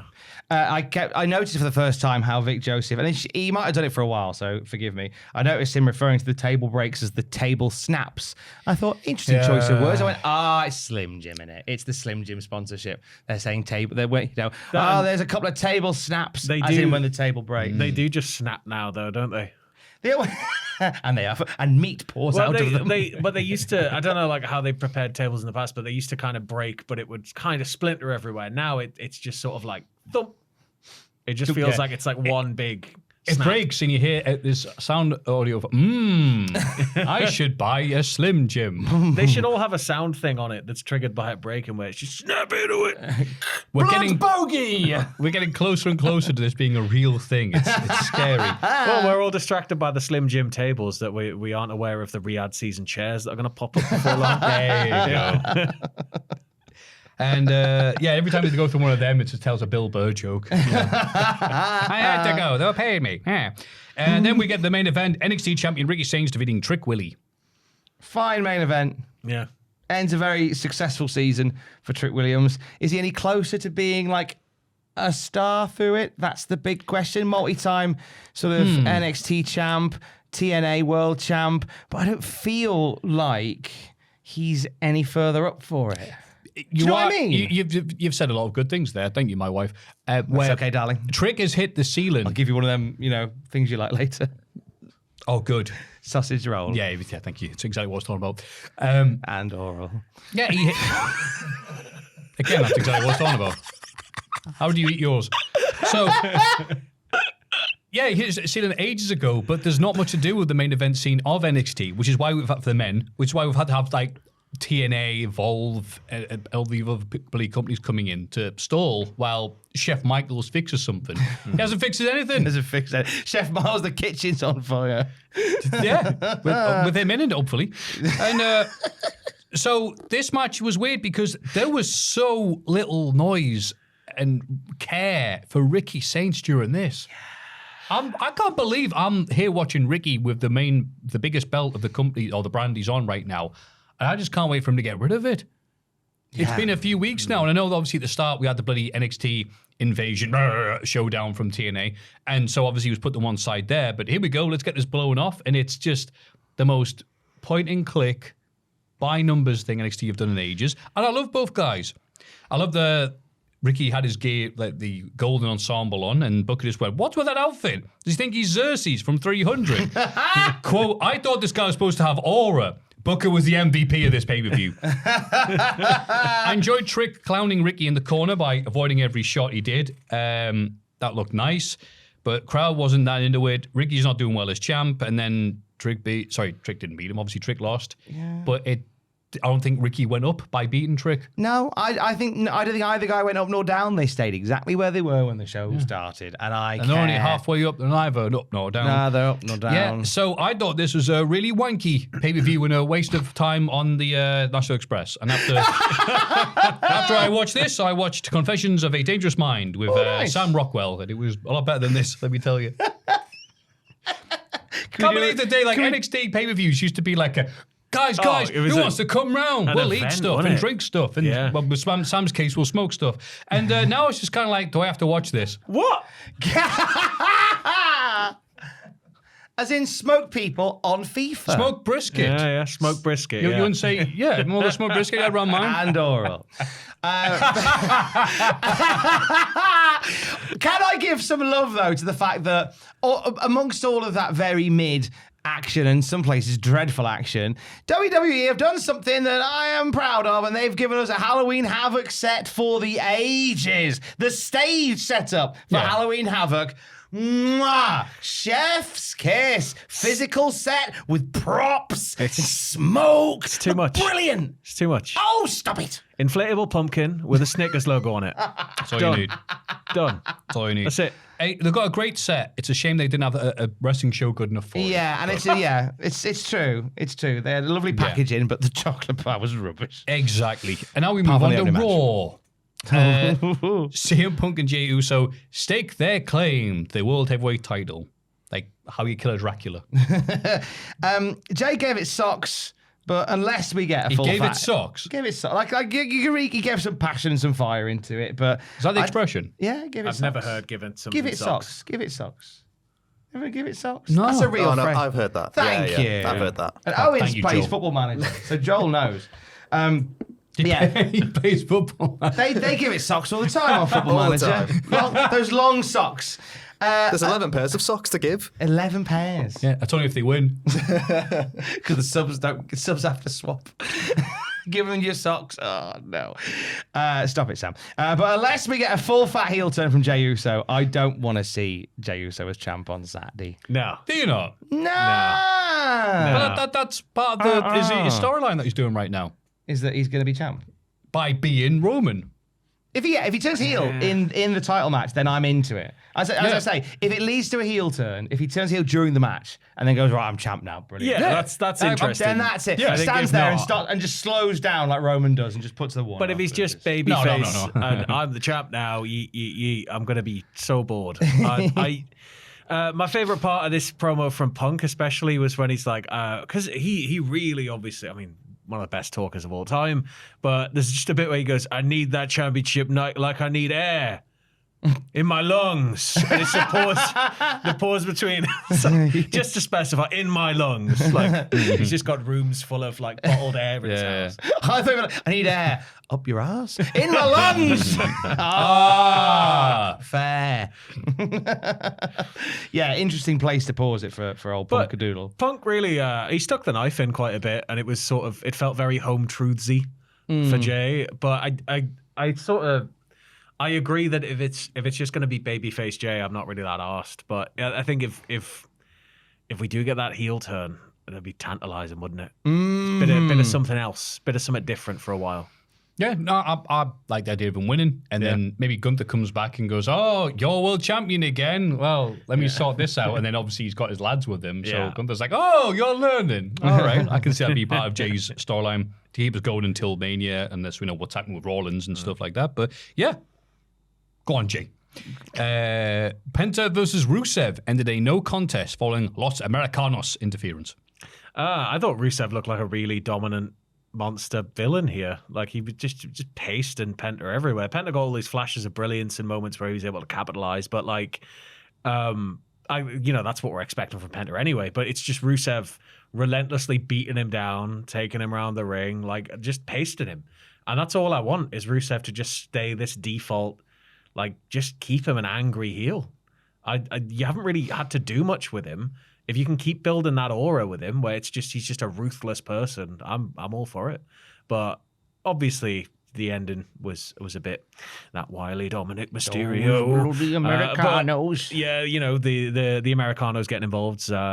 It's when we get that backstage later in the night where Pierce goes up to Dominic and he's like, "Oh," and Dominic's like, "I don't know what you're on about," as he's talking to the Americanos in Spanish. I also love how Dominic is that heel that goes, "Aha, I have this great idea. If you beat both of them up and the match gets thrown out, I don't have to defend my belt at all." Yeah, but have you watched wrestling ever? There's no number. I want one day a GM to go, "Oh, there's no number one contender." Oh, he does that during Never mind. He does it during the backstage with Pierce, doesn't he? He's like, "Oh, you thought that I'd sent those guys out there to squash that match so I wouldn't have to face any of them?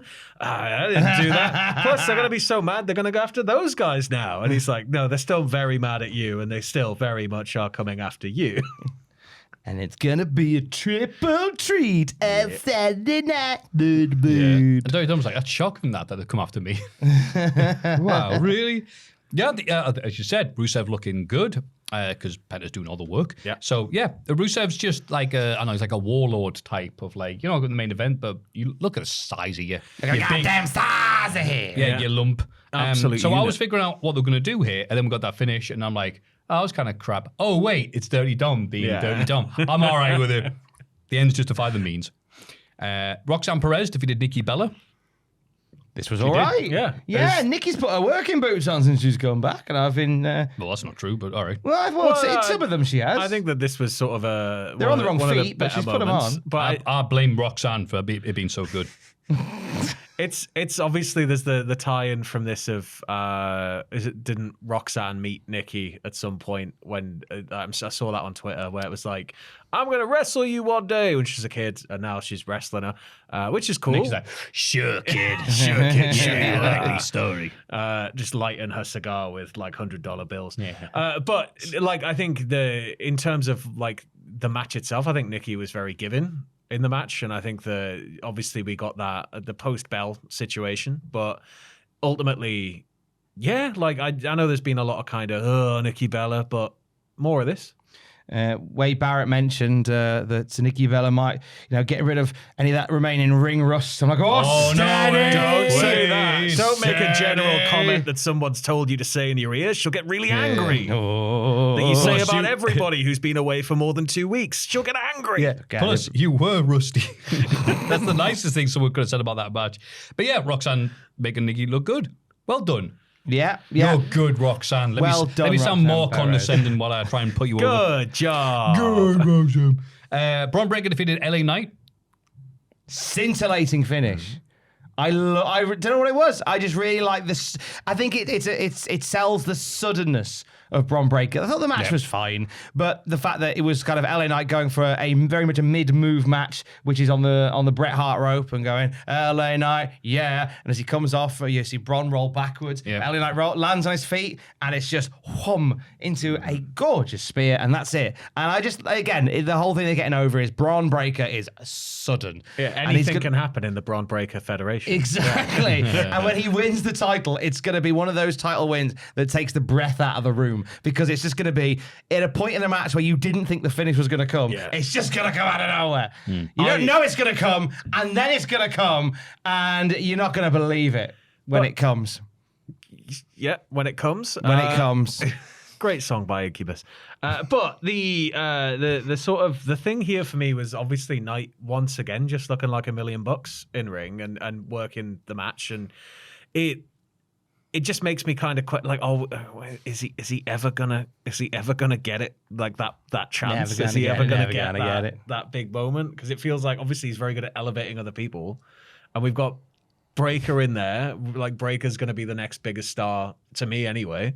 But I just sort of feel like we need to at some point. He can't just be the bridesmaid forever. Well, and I think it doesn't hurt him, but it's how many times have we had to say, well, the loss doesn't really hurt LA Knight. It feels like we say that so much. And it's impressive that it doesn't really hurt him, but it just feels like he's on this plateau where he's kind of this mid-level boss now. I get what you're saying when we'd said this the last few weeks about like you do need to have people who are at that level who can be certain in the main event scene. If there's a load of injuries, which WWE's have been dealing with in nearly every division at this point. But more importantly, I'm noticing now the more you talk, your little horns move slightly, and it's actually great. Do you know, like you watch a cartoon, you have to show. How do I know Spider-Man's talking? Well, he's like his ears are wildly, and his ears are like. We should all be wearing these masks and doing one voice, so they've got to watch our ears. Hello. But I was also very happy that this match happened, and it wasn't the main event of Raw. Yes. I think we've had it like 6 times at least. Yeah, it was nice they put it in the middle. They shuffled a few things around this week to freshen it up, and I was glad of it. Also, like that backstage one appears to do the Dominic Mysterio thing, and we saw Devon Dudley of all people. Oh, yeah, perfect week to have him inserted in WWE. Yeah, revealing that a man in a big hat said he didn't like the color of his skin, and then a few days later went on to go. Who are you referring to in WWE? 10-gallon hat possibly referred to in WWE from the time period you were there. Yeah, and he said that 2 weeks ago. So this week, my brain just went Hayes. Jim Ross. This is like Devon Dudley confirms it was Jim Ross he was talking about. I'm like, what? Michael Hayes. Who else is it going to be? Michael Hayes, just to be sure he doesn't get incriminated, turns up to Raw with a smaller hat. No, this one's only 9 gallons. Yeah, he's wearing like a Sylvanian family's hat. Well, it can't be me. Look how small my hat is. Oh, nice sombrero, Jim Ross. Nice bit of variety. All the weeks we were wearing this. I've always worn this, and he's got some really badly photoshopped pictures of him in the sombrero. And some really bad opinions.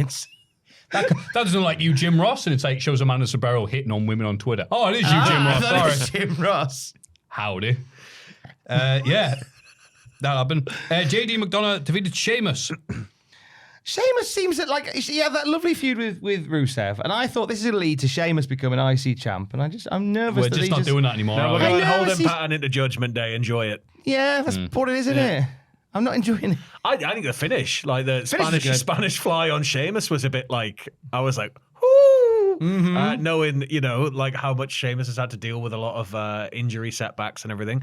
But finish was glorious. You obviously had the Finn insertion there with the shillelagh, which I couldn't type, so Google Docs kept getting angry at me, going, I don't know what you mean. And I'm like, the Irish stick. Hit him with a Sharon? So, obviously, the commentary were really trying to sell big throughout the match that Sheamus is very upset about the Battle Royal situation. He wants to get some modicum of payback. McDonough was the one who kind of stepped up. Now it's definitely going to be Sheamus plus a pile of bodies from Judgy D. So Sheamus is the JD Hunter. Yeah. Like give him the Yoshitatsu gimmick. Oh, that was even better. Yeah. Speaking of which, do you know what a policeman's favourite food is? What? It's Irish stew. It's Irish stew in the name of the law. So that joke just came in my head. Hey, look, I'll always be a defender of Sheamus just having a big long match where he beats up some fella. Oh yeah, Like all the beasts of the. Oh God, I can't even say it. Beats of the Bodhrán. No, you're thinking about someone else, me. You crazy person. Don't think I'm a wrestling fan. Don't even know the names of stuff. Yeah, when he does that move with the thing, it's good. Whatever, I'm dying here. I don't know where it's going, but you're right. The JD holding pattern. So we'll move on. To Charlotte Flair and Alexa Bliss defeating Bayley and Lyra Valkyria for the 3 women's tag team titles. Ooh. I'm beginning to think that this odd couple tag team might just work out okay. Charlotte Flair seems to be getting some nicer reactions from the crowd. I think that was the whole point, was to put it with somebody that that's working. She can earn some kudos with. And to the shock of nobody, all 4 have had lovely combos over the time, and they work really well together in a nice, fresh main event. I don't know how much paradise there is in that paradise there, Tom, because did you not see the backstage on SmackDown where Nia Jax was like, they're just talking away, and Nia Jax is like, you two aren't even real friends. So obviously it's going to implode. Start doing that Harry Enfield. That Harry Enfield thing. What is she, a steer? I wouldn't trust her as far as I could throw her. I could throw her a long way. I'm Nia Jax. But I agree. I think that it's had the intended result for Charlotte from something that I thought would be very short-lived. Initially, I thought it wasn't going to last very long at all. I thought it was going to set up some sort about the podcast back and forth between Flair and Bliss straight out of the gate. But I think that this has really been beneficial. And the fact that we get the tease of Kabuki's at the end going for Lyra, and it's Bayley who kind of gets in the way like, no. Give me Asuka versus Lyra. That would be hell of a match. Well, I think we're getting Kabuki. We're building a women's tag team division. Fancy that? Don't be ridiculous. Fancy that? It's almost like there's some You've sort said of it now, competition Tom. on You've cursed it. It was a great main event. And I don't think the Bayley thing's weird because I wanted to go more with it. Like, now I'm evil one. But the crowd, I think, I like the idea of it, but they don't really react too much when it's like, oh, now I'm Raj'd me. Because I think she needs like a different hat on, so you know which one. They need to change the lighting when she snaps. I hate saying it, but something like that. I think because Bayley never had those she writes defined mad on her forehead. She always ends up halfway under the ring. It's like, what's she doing down there? She comes up, she's pissed, and she literally just has mad scrawled on her head. Hang on, 2 seconds. She didn't have those She gets it backwards. They changed the lighting. Oh no! Quick. She forgot. She didn't bring a mirror. She's written "damn" on her head. She's now holding loads of water back. It's just it trails off. Made. That forehead can mean only one thing, Michael Cole. She's mental. She doesn't have like the defined different characters that like it's like I think they do like a 3 faces of Foley type thing. Right, but she that's what I was doesn't. But in my head, as somebody who's watched for a long time, it's like hug a Bayley and then everything else. What we need then is mask, tie dye, cut off a plaid shirt. There you go. There you go. Easy. This is Art Attack. I made one of these and it was rubbish. Yeah. Oh, hello. Or I can make it even easier. Bayley goes in the ring and brings out a gun. That's how we know it's the bad one. We need to get back to that. We really should. Back to when wrestling was real. When wrestling was real, damn it. They all had guns. Yeah. And not Pokemon. Undertaker loved it then. It was a simpler time. You could make Raw one entire Mexican standoff. You could make Raw much shorter. Everybody just stood like that and the commentary going, for 3 hours. Well, they're singing the song. Ladies and gentlemen, Aerosmith, and out they come. God, As Brock just plays poker on his own. Guess it's solitaire for me. And then it's NXT, the good one this week, not the bad one we had earlier. Trick Willie hijacks NXT and holds it hostage. And no one comes out to save it. Tee because Ross is not here this week. He's still holding it to this very day. Yeah, it starts with Tricky in the production truck going, hey, come on. And then he's bullying his way past backstage people. What a me. Just, if he can't quite push them, he's just going, hey, you're rubbish. Like he's in a bad mood, this Tricky boy. And he, as I said, takes it hostage. And then it's down to Ricky Starks to give us his best Timu, Cody. Enough! We're going to fight now! Really, even though I'm in my dress clothes. Hi, it's me, Cody's mate. Yeah, enough.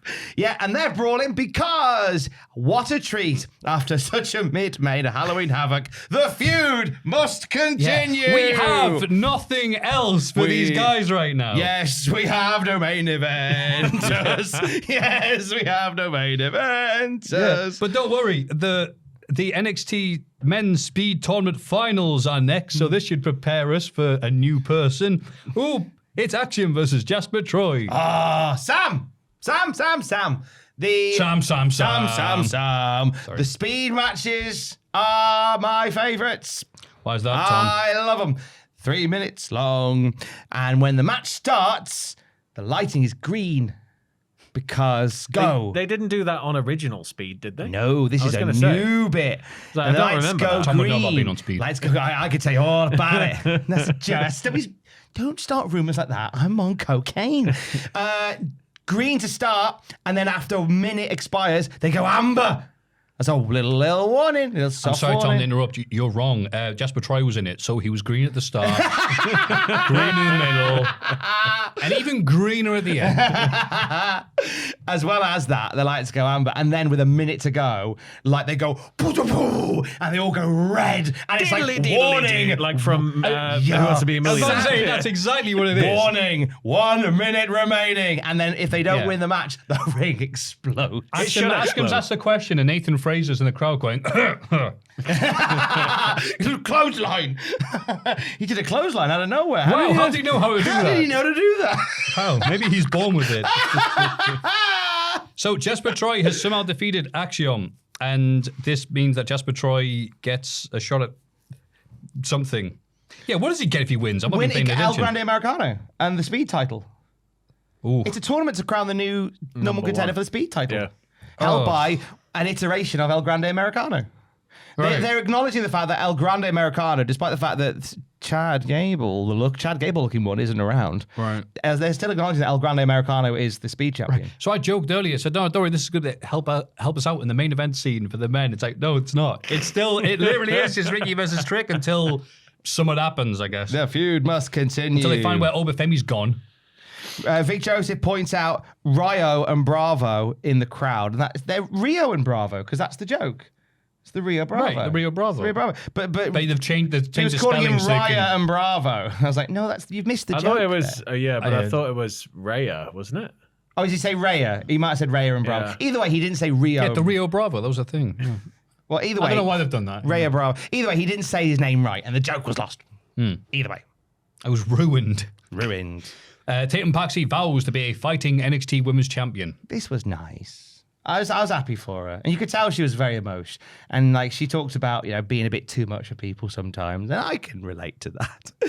No, Tom, what are you talking about? I don't know whether it's clear, but sometimes I can be a bit too much. I shy. But she said, look, if a weirdo like me can become NXT Women's Champion, then you can too. So I have vowed to become NXT Women's Champion. Thank you, Tatum Paxi, for inspiring me. And she brought us back the Spin the Wheel, Make a Deal, but the remix version of I'm going to choose a challenger. I hope this sticks around. I hope this isn't a one and done. And I hope that's how a spinning wheel. I hope Tatum Paxi goes, I'm just going to spin this wheel and see who I face. You only want that because you're going to sneak in one week and write Tom on all of them. I have got people who go to the NXT shed and they're going to put a little sticker on there and it's Tom Campbell. It's why they're building a new performance center in it to keep your me little away army out. They've been compromised. Keep me out. Your army. Rude. Yeah, it was nice. It was weird though. The crowd chanted. I was maybe just not with it, but the crowd chanted, "You deserve it," and I'm like, "Didn't her mates help her?" No, like but a lot. No, but she deserves it because she's been around for ages. If you win a title, but the crowd have to longevity. chant that. I'm sick of that. Longevity. It's like if they deserve it in storyline, then you get to chant "You deserve it." That's what Yeah. we should make those hard and fast rules. I mean, when Bray You Wyatt won deserve it, it in storyline. Elimination Chamber and SmackDown next night, the crowd were chanting, "You deserve it." I'm like, and he didn't say anything. He didn't react to it. He let them like do it and carry on. But was part of him wanting to go, "I'm supposed to be a heel, guys. Can you shut up, please?" He won it clean. He would have clean Elimination Chamber. He won it clean. I mean, I guess he did, didn't he? He did win it They clean. just call for a crowd reset, and it's like, look again at the signs, and it clearly says "boo." And it's, You don't deserve it. You don't deserve it. But the Manson family were in, so. Yeah. But Maff, Izzy Dame, her best friend, who thinks that the wheel's a bad idea because she's a bitch. Just to look out for our best interest, yeah. Izzy Dame's name isn't on the wheel. They did point that out. Oh, but Tatum's like, my friend don't want to fight me. And Izzy's like, I think this is a stupid idea. And it lands on Lola These are some Vice. amazing impressions. Thank by you the way. very much. Ross isn't here, so someone's got to defend the NXT. So lands on Lola Vice. So we're getting Lola Vice and Tatum Paxley tonight. That's fan service, that is. Give us a title match immediately. Or not immediately, Not within immediately. Within an hour. Yeah, give me time to stretch. Give us an hour. They're getting on. Give us an hour. But Izzy Dame's not happy about it. She pulls some lovely facial expressions throughout this. She does. She's got like sort of big sort of that horrible friend that you always have in school who was just like a nasty person, but you kind of associate with them even though they're a bit of a bitch, mean girl type energy. She's got that. I don't think I had any friends like that. I've got friends now in my adult life.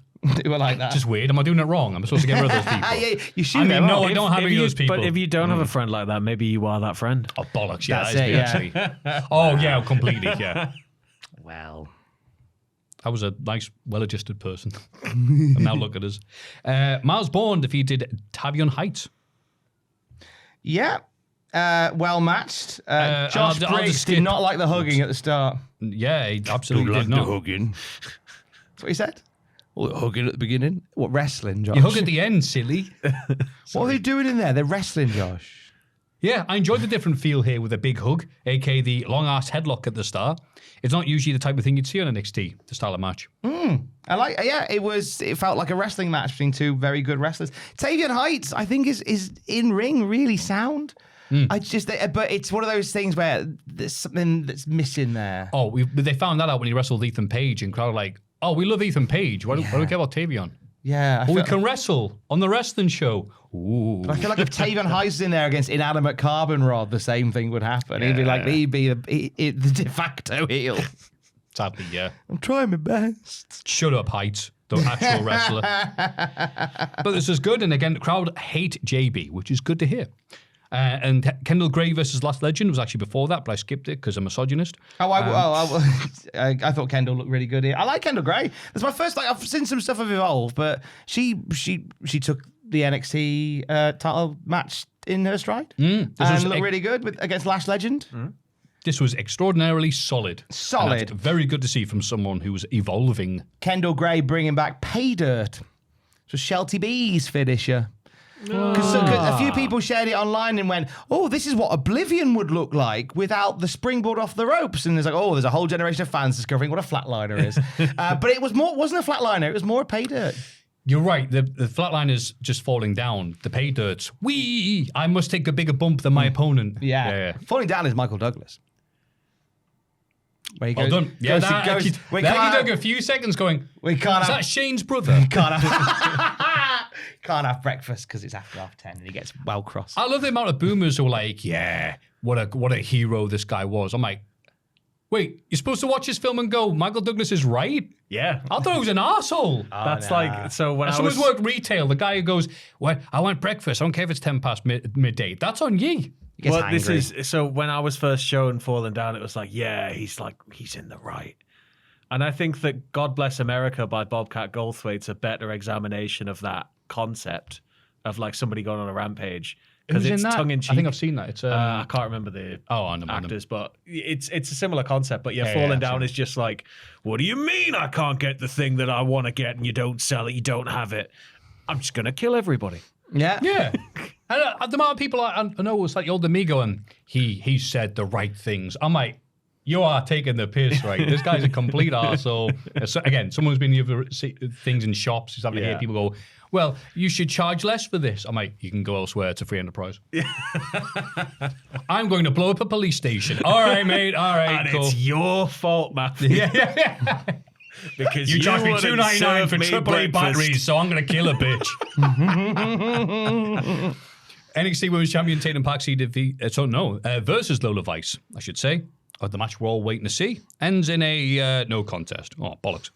What happened, Tom? Well, it was a very fair contest between the two. Fatal Influence turned up to surround the ring as it was going oh so well. The whole thing building up to it was the fact that they had a lovely segment backstage with Tatum Paxi and Lola Vice, and Lola going, hey, thank you for the opportunity at a fair one-on-one match. I'm going to beat you. And Tatum's like, I love that. That's great for you, but nah, I'm going to push over. And they have a match, and they do, and it's going well, and then here's Fatal Influence, and then Lola Vice and Tatum Paxi just throw the match out and start beating them up, saving each other. They have their backs to each other for a bit, and they're trying to fight everybody off, but they end up being left laying by the naughty Fatal Influence lasses. Naughty, wicked, leading evil. to a 6-man tag for next week, which will see Izzy Dame, Tatum Paxley, and Lola Vice team up against Fatal Influence. That does make sense. Whose side is she on? There was a bit backstage before the Paxley Lola match where you had Ethan Page. Yep. Chelsea Green. She's back, yay. And they're talking about the recruitment for a new Slagent. And in the background, there goes Thea Hale just going, say his name and he appears. I believe in Joe Hendry. And Joe Hendry pops out of a bin. Joe Hendry lives in a dustbin. Joe Hendry lives in a dustbin. He's so good. Like, okay, there's a whole section of people that are upset that Joe Hendry started as like a more 3-dimensional type wrestler, but has been whittled down to comic book character. I think Joe's cartoon. I love it. Joe's a very charismatic man. Yes. Just generally. But I think that when they've got that kind of reaction, the global response to him has been mental. So I think that they're capitalizing on it, but it is maybe coming at the cost of seeing more fleshed out Joe Hendry. I don't think we're never going to see that again. I think it's just that he's in this sort of, again, like almost it's like a bit of a hold pattern, it feels, where they use him in this way. It always gets a good response. And it gets Joe more over. And I think that there's obviously a divide in the audience who either like love Joe or they just really don't get it and don't want him around or whatever. But like I think that using him in this way, at least it keeps him fresh and it keeps him in a way where, you know, people are still talking about him and he's popping out of bins or fridges or whatever he's doing.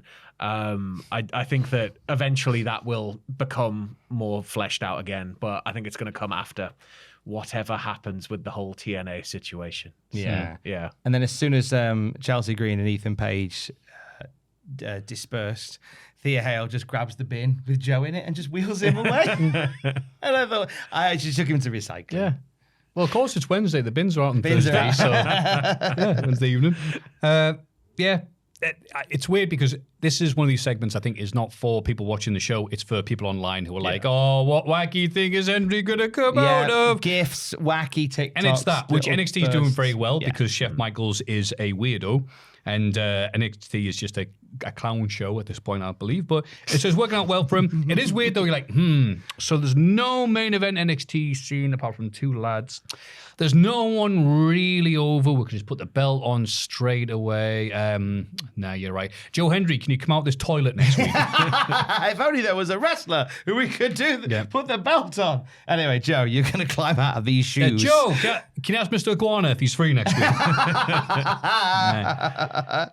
And then Kalani Jordan defeated Jordan Grace. We had 2 segments before that. Can I just quickly? How dare I? Can I quickly? These just better blast be through interesting. them? If they involve Ava, I'm going to talk over you. Okay, well they don't. They involve Blake Monroe having a bath, and you talk about why she's not connected with the audience. It's 'cause she's having a wash. She's going to defend. You just call her washed. You can, wrestling fans, you can find this man up and down the UK on the weekends at wrestling shows. Don't Bring a come chair, near me because and you're down. stinky. Bring your own weapons match. Washing machines. chainsaws. Bring your washing machine the other way. Bring a washing anything you machine, wanna- wouldn't you? Pooh, Anything you want to chuck out, just bring it smelly. along and hit him with it. Oh, smelly. Are you ready for Bloodsport London 2? People yell like, I disagree with your opinions on Joe Hendry. That's not how I did it. Are you ready for Bloodsport? More like Bloodsport Poo. More like Bloodsport. Stop talking about poo, Maff, honestly. You've ruined this podcast talking about poo.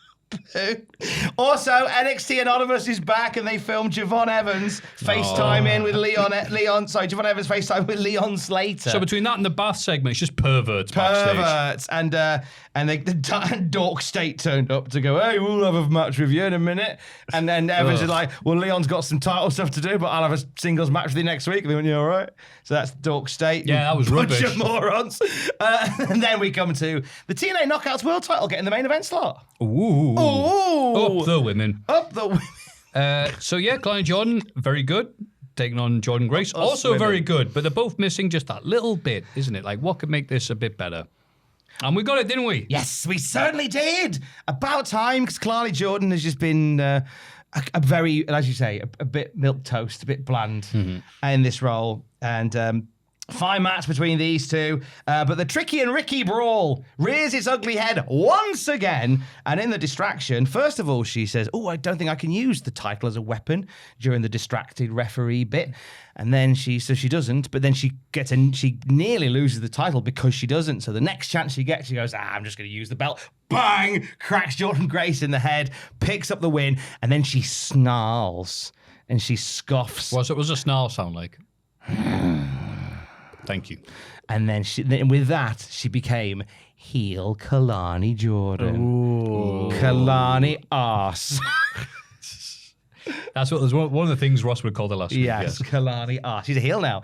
And you're right, as what you say there, they needed something to put to flesh out the Kalani Jordan character a bit. And it's a heel turn. And she is a baddie now. Take that baddie energy to TNA. Yeah, that's right. And NXT and Bounce. She's a dirty diddler. She is, yes, can confirm. On the Cultaholic Wrestling Podcast, the Kalani Jordan is a diddler. Yeah. And it's great because Kalani, like I said beforehand, she's got all the tools she needs to succeed, apart from that one little thing about personality. Oh, turn her heel. Fantastic. There you go. It gives John Grace something to do and beef with that isn't Monroe, which is good because she needs to move on from that. Maybe win a match or two. I don't know. I'm not your mum. And yeah. This was a so much better show than the Halloween Havoc. I had a much better time watching this than I did the pay-per-view. Oh, we also got a little bit at the end of the night where Ricky and Trick brawled once again, as we say, and they crashed through Joe Hendry's house, which was that very thin column on the side. They crashed through there and they came back out, and Ava was in there. What was she doing in there? And she went, all right, the feud will continue. In 2 weeks, you're having a last man standing match. And I'm like, oh, great. I'm so happy I could cry. Okay.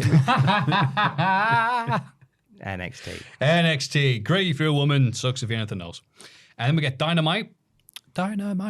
Trick or Treat Tornado Tag Match starts us off because it is Fright Night tonight. Darby Allin and Orange Cassidy take on Wheeler Yuta and Danny Garcia of the Death Riders, allegedly. Liked Cassidy's bit crunched graphics. That made me smile. Yeah. like he's on an N64. Yeah, white hot start. I liked Pocket Spot cutting off the pocket. It was a bit outside the ring where they're brawling. My favorite bit of the match. There's some nice bits in there, but there was one particular moment where you got Daniel Garcia and Orange Cassidy's in the crowd, and he slowly puts his hands in his pockets, and then just bang, wiped out by Wheeler Yuta out of nowhere. And Garcia does almost like a sitcom look to the camera, like wah wah. That was nice. I enjoyed that. These guys were fun.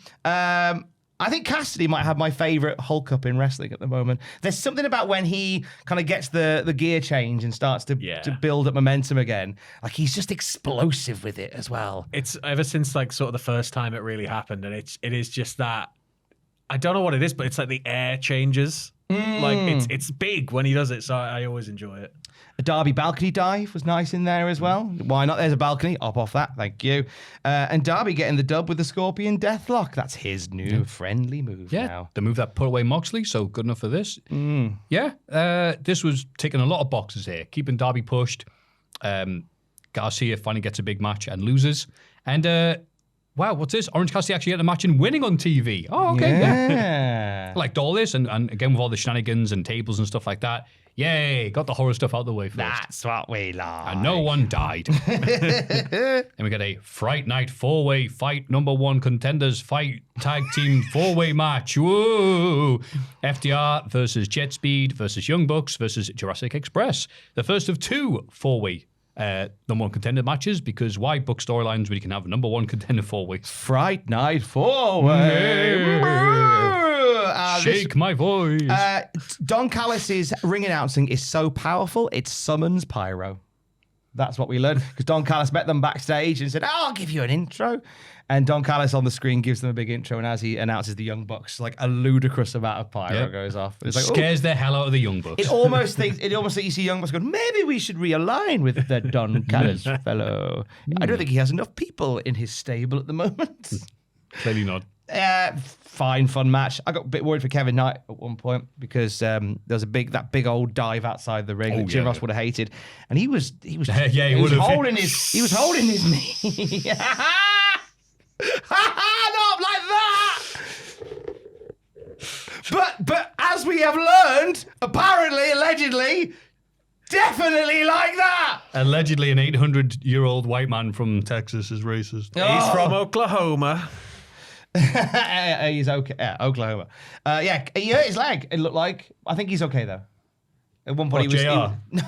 Oh, I see. No, Kevin. Well, he took a hell of a bump. Kevin, they took the superplex to the outside. Loads of great action here. Oh, yeah. It's the AEW weekly tradition of the big gay tag match. Big gay tag match. That's what they called it. They don't call it now anymore. For some reason, they don't call it that. It says in my notes, big gay tag match. But I was a bit annoyed that of all these tag teams and momentum people have got going, FTR bloody won. Oh.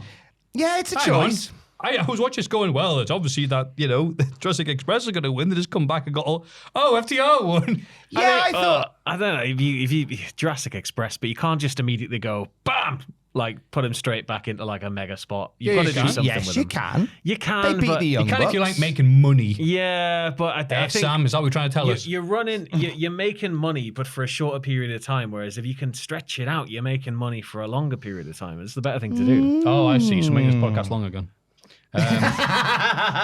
Fair enough. I mean, it's weird the minute AEW's going into a more WWE style promotion. Sorry. I'm not even going to go there. I did that as a little joke. It's the know. tradition of me doing a little joke, and either Ross Yeah. or Sam or Tom or whoever I'm next to, I'm in punching distance, be like, no, Matthew, don't say that. Don't, because he'll become a Keishin driver, and Yeah, we all get in trouble. I can see the comments on it. It's just obviously, You can't get your mask on. we'd love to keep it long, but unfortunately, it's just the way the platform's changing. To keep it long, but it's very cold.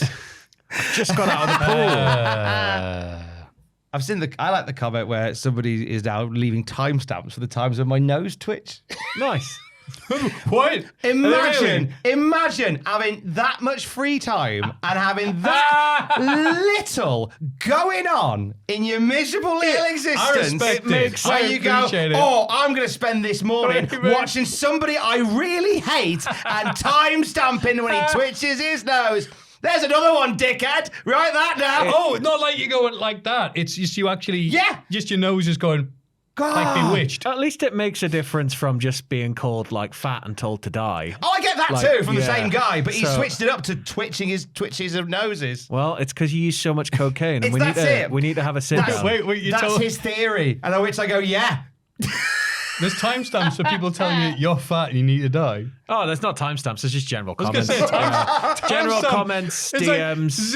like 0.00. Here's where Tom and Matthew should shut up. Skip on, and it's like to 1 minute before the end of the podcast. It's 0.00. Here's where the podcast derails and never recovers.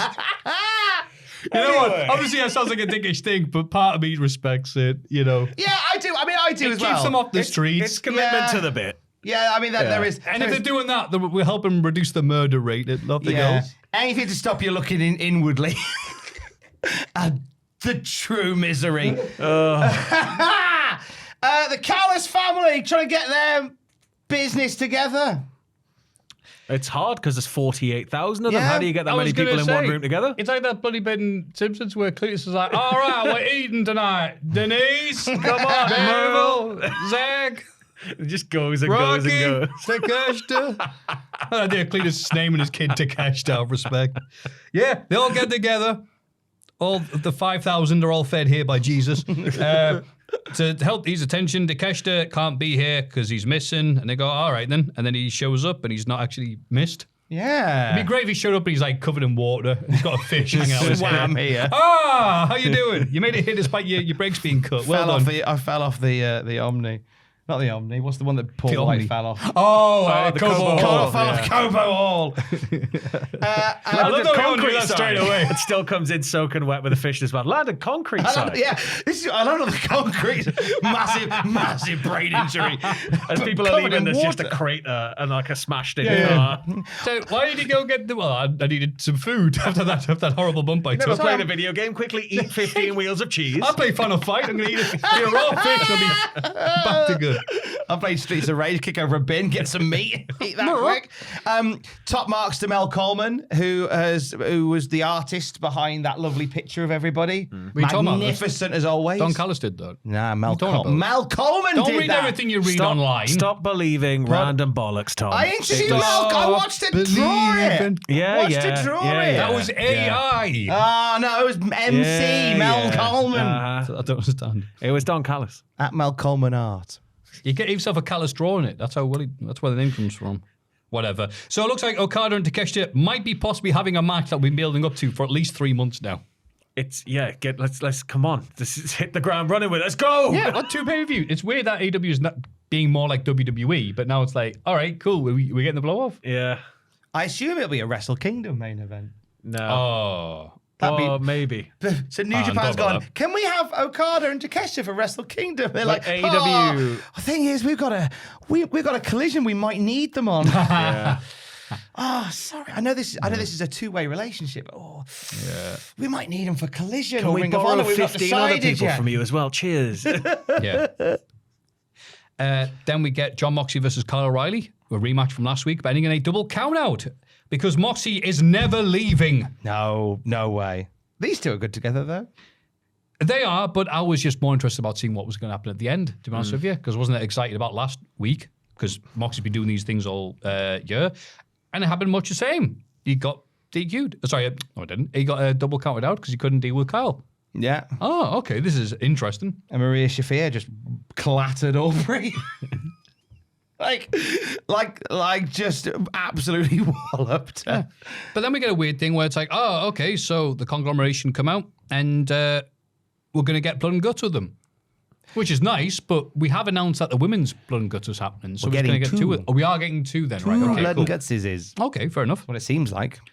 Doesn't seem so much of a muchness, of it being honest. If I've said the same thing about doing 2 war games per night, I'm like, do we need 2? But You do, because then you go, see, it's just too much action for one night. So every event now is 2 nights, except WrestleMania, which is 3 nights. and this is why we do drugs. All of them. Yeah. But yeah, it might. I'm looking at that going, is this going to be the end of it? Is Moxie ever going away? No, he's around forever. Yeah, I think he might get he's hoofed a out of Death lifer. Riders. Have maybe a That would week make off. sense. He'll be the one to tap out at Blood and Guts, and then he's like, hey guys. And like, what do you mean, hey guys? And then You lost. he'll be the one that actually takes down the Death Riders. And They'll as- boot him as- out, and he'll be the one that comes back and takes them out. As long as Death Riders are worse and more vicious than he ever was as leader of the Death Riders, which is saying a lot. They're going to have to do some they're going to have to start coming out with guns. The But Bailey special. I like the idea of like him having to go back and face this monster he's created, but now it's like its ultimate form is without him, and he's on the back foot. That's the only thing I'd want to see, other than going back in time and watching him fold Darby up and just throw him straight into that coffin, and keep walking around with that briefcase with the title in it. I was enjoying that period of time. That makes one. 12 months. Let's see if we can find Look, two. It's a nice briefcase. It was a nice briefcase, and it made everybody really angry, and that's why I liked it. It was just week by week, just watching it slowly get angrier and angrier. Each win, each pay-per-view. There's a payoff coming soon, guys. It's definitely coming soon. Yep. Just one more time round the sun. We'll be getting there. AW Women's World Tag Team Championship Tournament quarterfinals. Sisters of Sin defeat Jamie Hayter and Queen Aminata. because Penelope Ford is out of the tournament, and also Blood and Guts. Yeah, well, that wasn't why they beat them, because Penelope I was just out. thought, you know what, I made it sound like it's her fault. Yeah, it wasn't her fault. bit harsh, isn't it? Bless her. Right result. I think Sisters of Sin are I look at the bracketology for this. I think the final's going to be Tony and Mina versus Mercedes and Athena. I think that's where we're going. But Sisters of Sin, fine to go through. I was surprised Amanana and Hater went out in the first round, but I guess that their story is told. And also their story is going to be in the Blood and Guts match rather than in the women's tag tournament. Yeah. So, happy they take an L here. They take a dub in the Blood and You just Guts. got to kind of keep it simmering, don't you? That's it. That's all you got to do. It's all slow cooking. Simmer. Yeah, everything you said there, I agreed with. And then we get the Fright Night, 4-way fight night, #1 contender fight, Norway, blah, blah, blah. Samoa Joe defeated Hook, Bobby Lashley, and Ricochet to become the guy who gets another shot at the title. And he put Samoa Joe beat Hook, Lion, and Sinker. Hey. Who's the sinker? I'll let you decide. Bobby running to stop the submission but not quite making it was unintentionally funny. Well, I thought the Hurt Lads had to always be outside the ring whenever the finish was occurring. That's what AEW's told me this past few months. I also enjoyed watching Ricochet just get suplexed by everybody for a bit. Oh, he's God such a good love bumper. him. Did we ever get like a proper, and forgive me if I missed it, like a proper resolution to Hook leaving the ops? Or did they just go, oh, he's gone now? All right. No, he left for ages and he came back. And then, Joe and him had that thing where Hooker says, I just want to do my own thing. And Joe said, well, the door's always open for your return. Okay, fair enough then. And I thought it was funny. It's just like, all right, Ricochet's got momentum because he's just very entertaining in AEW. So it was Lashley and the Hurt Lads actually don't have momentum, but they've got this shot here just because I guess they've won. Lashley won one singles match a while ago. Samoa Joe obviously is Samoa Joe, so he can do what he likes. And his Hook. What have you done as a world title opportunity? Did you ever beat? Yeah, it did get a nice T-bone on Joe, but it was just like, Blood thinks he's on the team. Like, what are you doing here, Hook, the main event? So I was glad that Joe put him in the clutch. Lovely 4-way match. Very exciting. Yeah, really, really strong. Really, just fast, just a nice main event. But it wasn't the main event bit, but it was a nice final main event match. The main event bit I thought was spectacular. Yeah, because wonderful. Samoa Joe very bit of happy silliness. because he looks like if Kirby swallowed up Abraham Lincoln. So then he's like, "Yeah, I won." And then they're like, "Wait, here's Tony Schiavone dressed as Phantom of the Opera goes, well, let's bring up all the costumes from earlier." So we get like the Marshmallow Man, a cow, a chicken, some meat. Yeah, Some other stars of Cartoon Network from the mid-90s, I guess. So obviously Hangman Page was in the Marshmallow Man outfit And they're last like, year. aha! We remember last year, we've all got long-term memories. Hobbs and Shibata, get him, boys. Beats him down, and Joe's like, huh. Well, he's not there, then, I guess. All right, well, great plan, Hangman Page. And they did this really good bit where everyone's eyes are on Joe and then beating up there. Great bit of a hand of... Sleight of hand. Sleight of hand, beg your pardon. And so no one's really paying attention to Tony Schiavone, who's holding the microphone here, and his dialogue's coming out over the camera, or the microphone even. So no one notices when it turns around, and it's actually... Hangman Adam Page was Tony Schiavone the entire time. Was it? It was. For years now he's been doing this. Yeah, this has been a long con. Like Tony Schiavone has been missing since 1998, and Hangman Page has been Tony Schiavone the whole time. Too busy pumping out kids. I was curious, it's like because I'm sure I could hear Page's voice whilst Tony was talking, and I don't know whether they were using some kind of AI for Tony's voice. No, I think it's just that it's like Tony's like, and now we go to this, and then Hangman's just like, it's like a toast. A toast, yeah, maybe. Because I thought I could hear, I might be mistaken, but it was so well done. Like you could see Tony coming back into the shot, but you couldn't see the top of his head. Yeah. And when they panned up, and you realise, it's Hangman. That's so good. Yeah. And it is good in the Phantom of the Opera of the film. There's a shock moment when his mask comes off and it zooms in, and it's Hangman Adam Page in the 20s. Oh, it was brilliant. And then buckshot lariat, big beat down, brilliant. Not since Funk in the Box from 95 as a sleight of hand thing being done so well. That's so true. No, I really loved it. Nice way to end Dynamite EE. Yeah. Good stuff. Yeah, a nice fun thing. And I like the new pace of AEW where they're going, well, we've got a new pay-per-view coming up soon. And you're like, Another one? Another one. Oh, no. Every 2 weeks. Yeah. Till the end of time. Yeah, right. But it's at least, I like that over the long period of nothing happening. Yeah. And it doesn't look like we're getting anybody Championship Carnival this year. Oh, sorry, Continental Classic, whatever they call it. Oh, yeah, the Continental Classic. We scrapped it. Yay! Yay! They're getting better. Yay! Unless it's being shimmied down the line. No. or becomes a less regular but regular thing. I need some more fibre in your diet, mate. Good Dynamite. Lots of fun there. Lots of fun with the wrestling and our experts who couldn't be here. So it's us instead this week. Let's have a rummage in our mailbags.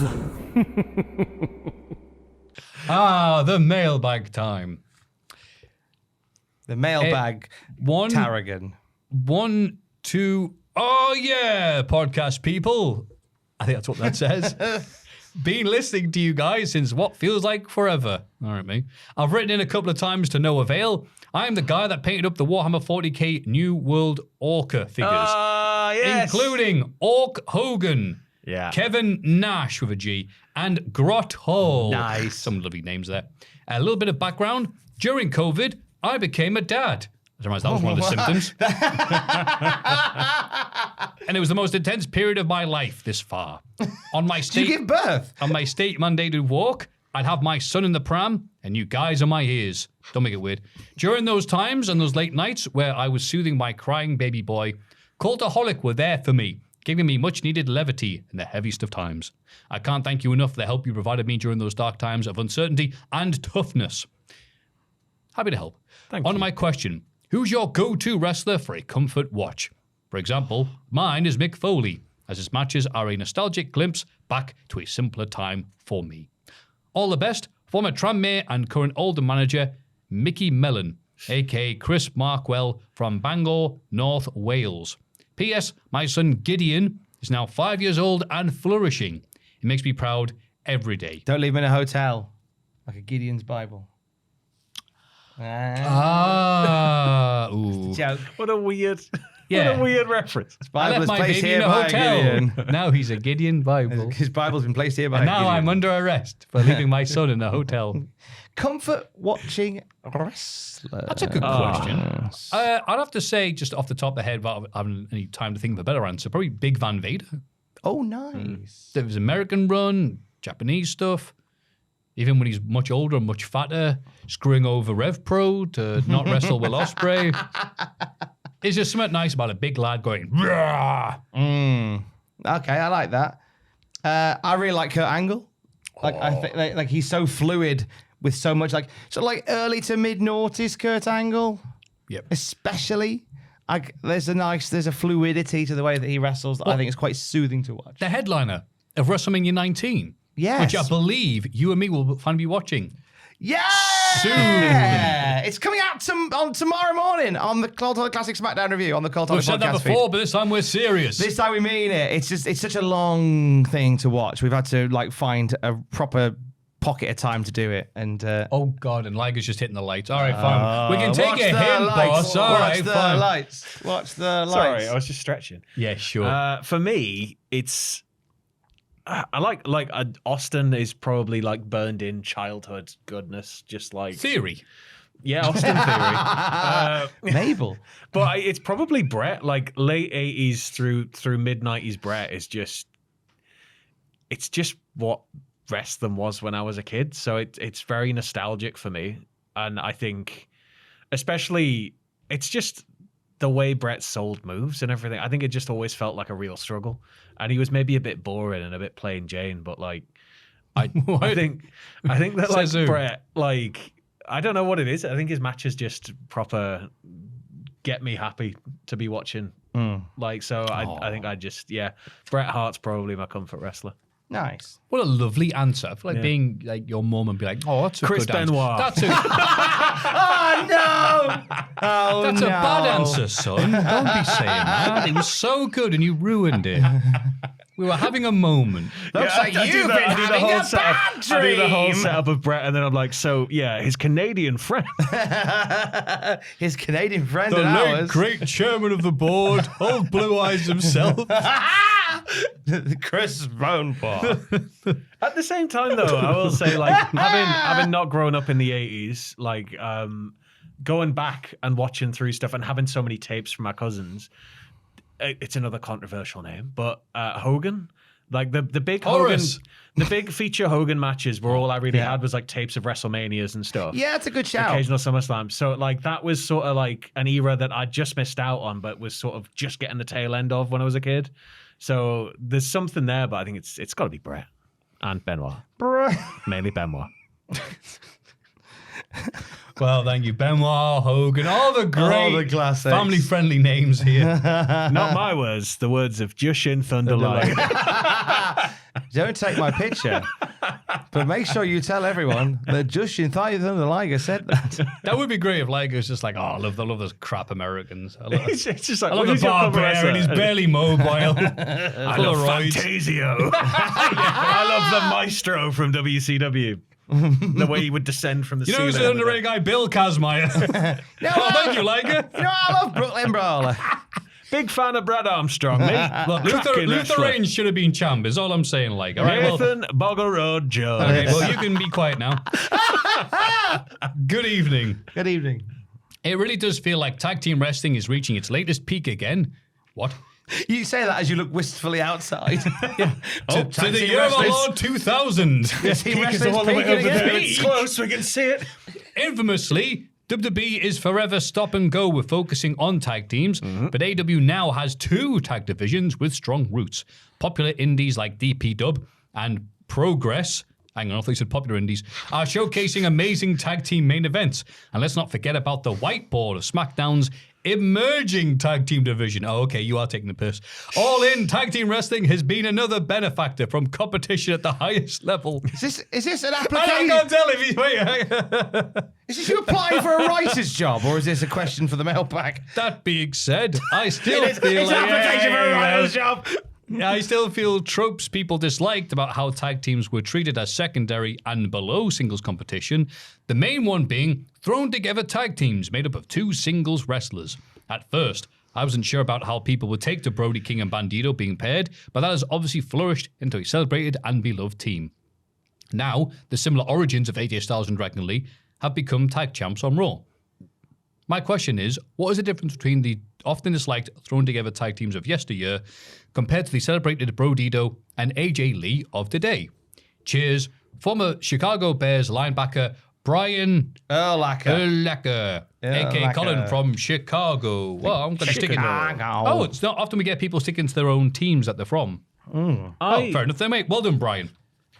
I think that there's like, when you look especially at the AEW side of things, when it's sort of thrown together teams like Brodito, they have a lot more, from what we've gleaned anyway, and from what's been said about AEW from the get-go, they have a lot more creative freedom in terms of kind of what they see their characters being. And I think that being able to maybe get along with somebody in real life, as I'm sure that they both do, like if they're friends, it might just work in a way where they would make sense as a sort of little and large tag team. So that's something that Like Cannonball. But it's something that, you know, you get like some of the audience prefer certain types of teams. You've got that, like I always like David and Goliath matches.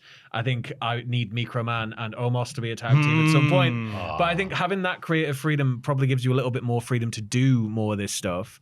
But at the same time, I think like the thrown together teams from yesteryear were hamstrung a little bit by, especially like, well, we've got nothing for you, just go out there. And there's no real attempt to make them feel like a unit. It's just sort of, it's this guy and this guy. Right, there's times that work very well, like the New Age Outlaws. Of course. 2 mid-carders doing absolutely nothing. Teamed up to help the division for another 2 years.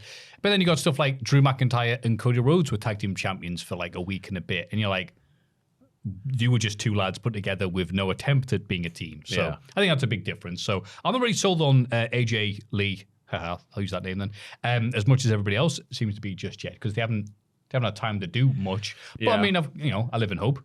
Yeah, I mean, you've just got to hope that there is something more substantial there. I think that definitely the AEW side, maybe we'll see more success in that vein simply because of that creative clause that they have.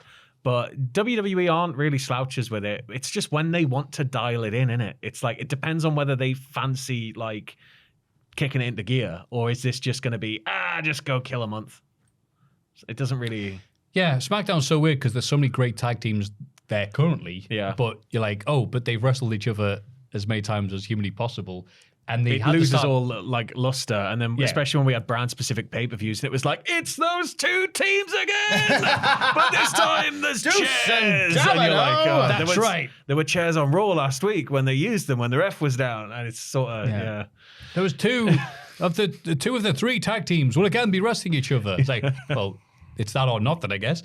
So yeah, it's just so weird that they've only really had attention on them either by when they highlighted the fact that they've got nothing going on, via that whiteboard bit that seems the type of thing they shouldn't have done, really, because it's like, look, we haven't got a clue. Here's a funny bit.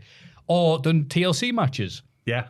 And again, they were very good, both of them this year, fantastic. But then it's like, what, you can't have one every week, unless that's the idea. Any thoughts there, Tom? You can tell great stories with tag team wrestling, and every so often they do. And there's a few tags. It's the same across the decades, though. Sometimes you will, you'll have teams that go, "We've got nothing for you, crack on." But then a lot of teams have been born in the modern era because of that. You got nothing on, you got nothing doing, crack on. And it is just sometimes there's chemistry and sometimes there's not. That's pretty much all there is. For every Road Dogg and Billy Gunn, there'll be a Charlie Haas and Hardcore Holly. And as Charlie Haas and Hardcore Holly have proved, you can't all be winners. They were, the others weren't. Yeah. Well said. That Yes. sounded really condescending, didn't it? I'm sorry. Well said. Well done. Well I had a fun time trying to read that one going, are you being sarcastic or not? 'Cause I think he's been quite legit. Too legit to quit, one would too say. legit. Well, let's MC hammer out this last question. Hey up, diddlers. Hope you're all doing well. No, you don't. Been watching since they named Redacted Days when I was in college. I'm now nearly 30 with 2 kids and a proper job. How time flies. More of an adult than me. Yeah. Thank you for starting an email with that.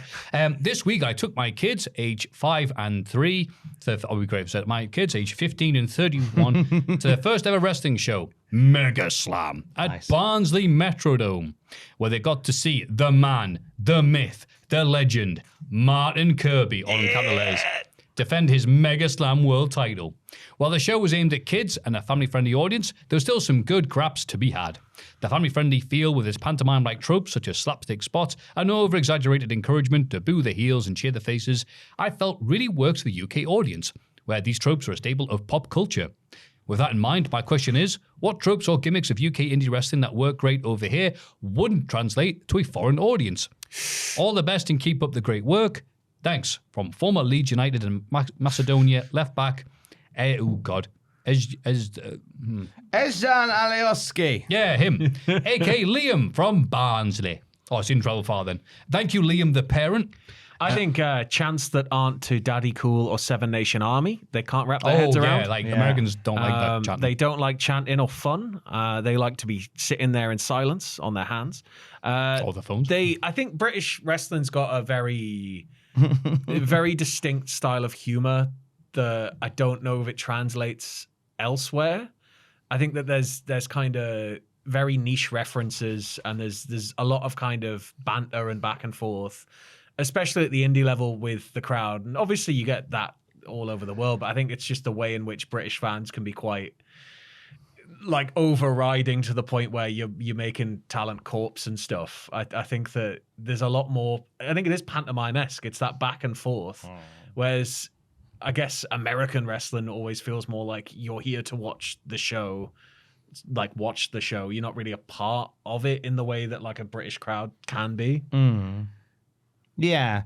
It's the crowd of more, I think crowds in the UK certainly and across Europe seem more involved. They seem happier, more more up for interactive. it. If you're a wrestling fan in America, you're letting the sun. No, You ruined it for you've everyone. ruined it for everyone.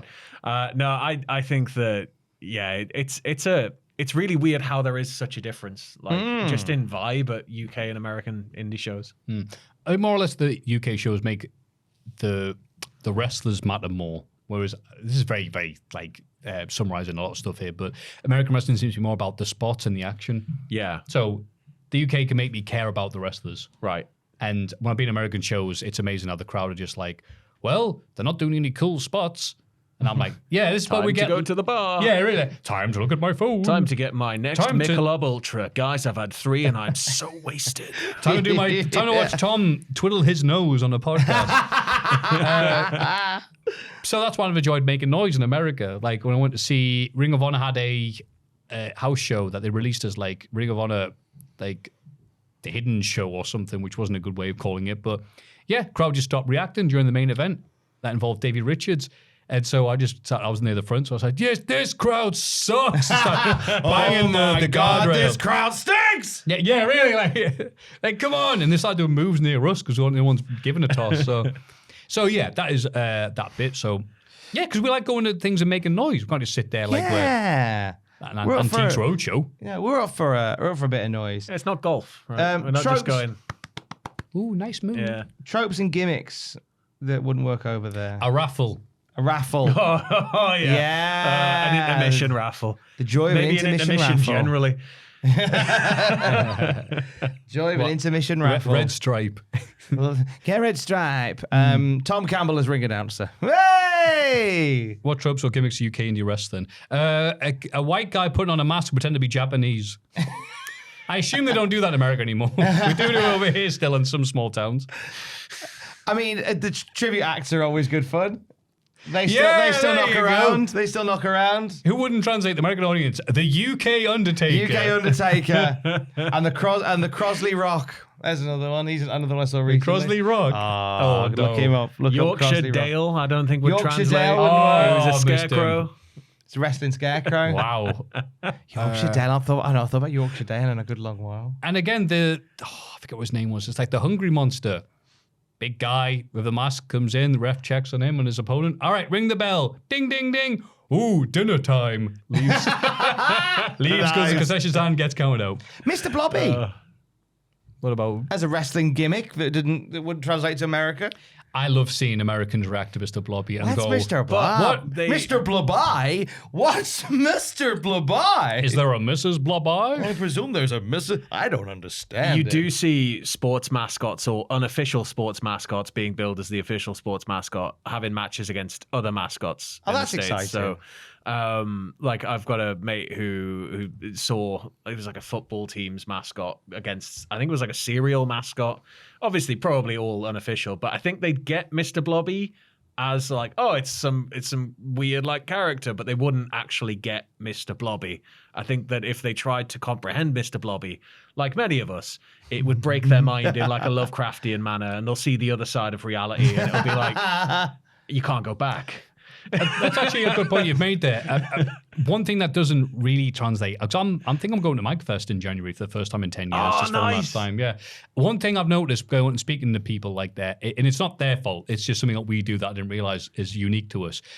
We like saying something over here that we know is stupid and dumb. Yeah. And it's accepting that you're saying it and the person you're saying it to will get that you're being dumb. Yeah. Americans are like, no, that's not right. Sorry, that's not real. I had that. I said that Charlie Haas and Alcoholic are a great tag team thing earlier, and I'm expecting somebody to go, but Tom, they were terrible compared to the other understand, team. Tom. Yeah, that's the thing. Why couldn't you go with the Road Warriors? That's the joke. Is it because our roads are better than yours? That's the joke, America. Why have you got walkable cities? That's for communists. Why would a city walk? You should want to take your car all the way down to the gym that's over the road.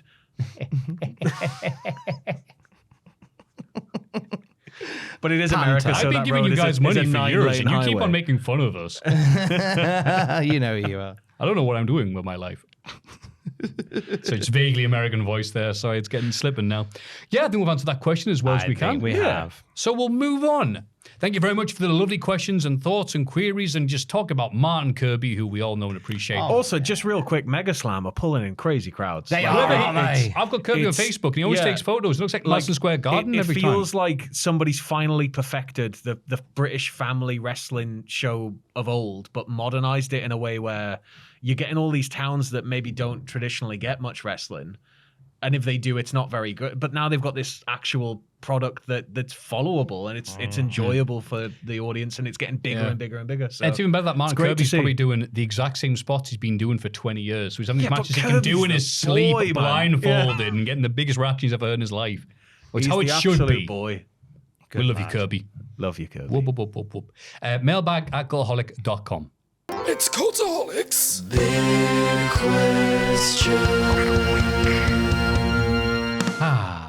What a lovely podcast. I forgot about you. Yeah, and if I don't do the big sigh, like Ross just gets mad. I was going to say Jack does, but he's like, no, he doesn't. He doesn't work anymore. Just time for one more big question. Stop it. I was going to breathe like this for that whole thing. What was WWE thinking with that WrestleMania 42 commercial? Oh, the one where they all walk into a room and Paul, you don't want me to photograph Levesque, gets them round a table to play poker. By them, I mean Cody. Enough! Rhodes, I mean Roman, walks slowly for 20 minutes of the match reigns. That jacket potato that looks a bit like Brock Lesnar. And CM Punk, insert snarky comment here, whilst Paul Heyman stared lovingly at Triple H in the poster that followed. It was, first of all, the reason, the four lads have picked there to be like, we're just going to play poker together. You're like, what? Yeah. Wait, you look like you're in a stable. I know, right? There's loads of hay everywhere. Yeah. I didn't get that aspect of it. The hay, Let us sit down and play poker together. It's because it's Vegas, isn't it? Yeah, I get it. It's Vegas. Vegas. And they're like, Aura farming in say what Vegas. happens in Vegas. Yeah, we get it, Triple H. Don't say it. It's the irony of them going, it's unpredictable. WrestleMania in Vegas, the most predictable thing you could ever imagine. I think that we talked about this in the news at the start this morning. The frustrations from the IWC is that... Who says IWC in 2025? I did just then. Oh, is that IWC! Oh, good. It's the return from last week. It's the noise, the voice you put on. We're talking about someone you don't like. Trailer, and I wanted it to be hysterical. We got all the way to the end here before we heard the voices. We're a part of the IWC. I know. That's why I'm talking like But this. Black Dynamite, I also post on the IWC. So a lot of people thought it was going to be the debut of a new star, the return of an old star. It turned out to be an advert for a show that we knew was happening to tell you to buy tickets that are already on sale. And we all went, what was the point in that? Pat, it wasn't even that it was revealed on Raw, it was revealed on the Pat McAfee show. Well, the Pat McAfee show probably gets more views than Raw. That's true. It's That's true. Actually, I don't want to popular. So I think that as I said at the start, I think that they knew it was going to generate massive speculation. Otherwise, why would you drip feed it? You would put just the advert out. So I think teasing it in that way, they knew they were going to get a lot of kind of what could it be? What could it be? Knowing that when they announced it, there'd be immediate sort of, but I think that, going off what they've been saying about the Jey Uso stuff, and as we expect anyway, when it was like, it's got 90,000, it's got 100,000 dislikes, it's, like he won the Battle Royal, shouldn't have done it, the fans hate it. Meanwhile, everybody in the arena is still cheering him. And I think that the statement around that was basically, we don't really care what anybody it's thinks. That disconnect between fans and internet fans. I think that it's one of those things where they knew that they were probably going to get some negativity, but they can literally just kind of go like back at people, and then they just go, okay, we've done a show. And also I'm Mr. Internet. Blah, blah, blah, blah. Also because all these individual trailers and teasers and everything that went up on their socials going up video by video. So it's generating massive amounts of interaction. It's generating massive amounts of people going, what's this? Send it to all their mates, watching it, sharing it, seeing it. It's spreading like wildfire. And then it's like, boom, right, they're going to be waiting now. They're going to be checking our socials. And then when it drops, and it's out there. And after that, when everybody's going, well, I thought it was going to be a return. They're just like, you thought wrong. Buy a ticket. Buy tickets That's now. it. So I think that was largely what the process was approaching it. But it's still, it stung, didn't it? To be the discerning, cynical old bastard. I think I just got my hopes up for nothing. But that's the point. I Why? got my hopes up. It was my fault. Yeah, you know what? It sounds really bad, but yeah. WWE have been pumping out advert after advert after tickets after tickets. We've tried watching these pay-per-views live. Ooh, WrestlePalooza. That was a victory for WWE. Just to show how many bloody adverts there are of these bloody things. And how bloody awful is watching them on the bloody day of the bloody event. To get this, it's like, You're a full wrestling fan with hopes and dreams and ambition. This is what we're getting. You need to be more cynical. You need to be expecting this from the TKO era. If you haven't been paying attention, if this came as a surprise to you, you're not paying attention enough. It's the first time, though, that something like this has been so blatant. In that all these weren't for something on the show. It was to tell you to buy a ticket. Think like the 1999, the countdown to Millennium. If that went 3, 2, 1, 0, Happy Royal Rumble! Buy tickets now for the Royal Rumble 2000. We're like, that's rubbish. But it wasn't. It was for Chris Jericho. When you think about all the times that you interrupt, this is exactly what Sam just said. No one said Jericho was going to be there. No. I know, but what I'm saying is that when they had those vignettes that ran, that teased something that was coming, it was never teasing a commercial that was going to air. It was always teasing an event on the show. It always teased. Are you trying to tell me that you're hoping for the halcyon days of 1999? If you are, the halcyon days of 2024, because they were doing that last year. Though, Tom, I've got great news for you. If you missed the days of 1999, Juggalo Championship Wrestling have just hired Vince Russo. No, they were doing. I just want to do that joke. That's fine. They were doing that like they were doing it that way this year, last year. This is the first time to me where am I being mad here? Like I feel this. Yeah. Look at you. This is the first time I feel like they've done trailers for an advert. But to build up to an advert for a show. But they do it for all sorts of stuff now, like world tours. Like it's kind of drip feed advertising over like social media is just gangbusters. And I think that it's not necessarily them, it's a marketing department going, we need this much out of it. And it's like, okay, let's do this. That's a good click, by the way. So, again, that's a good click. I think like as for why it was those names, because obviously the speculation was a bit it was like part of it as Lesnar, well. and then there was a lot of kind of, could it be like a vision-based thing? What's going on? What's this possibly happening? And as the speculation grew and grew and grew, but I think with it being those names, it's because they're the biggest stars in the company from their point of view. I think.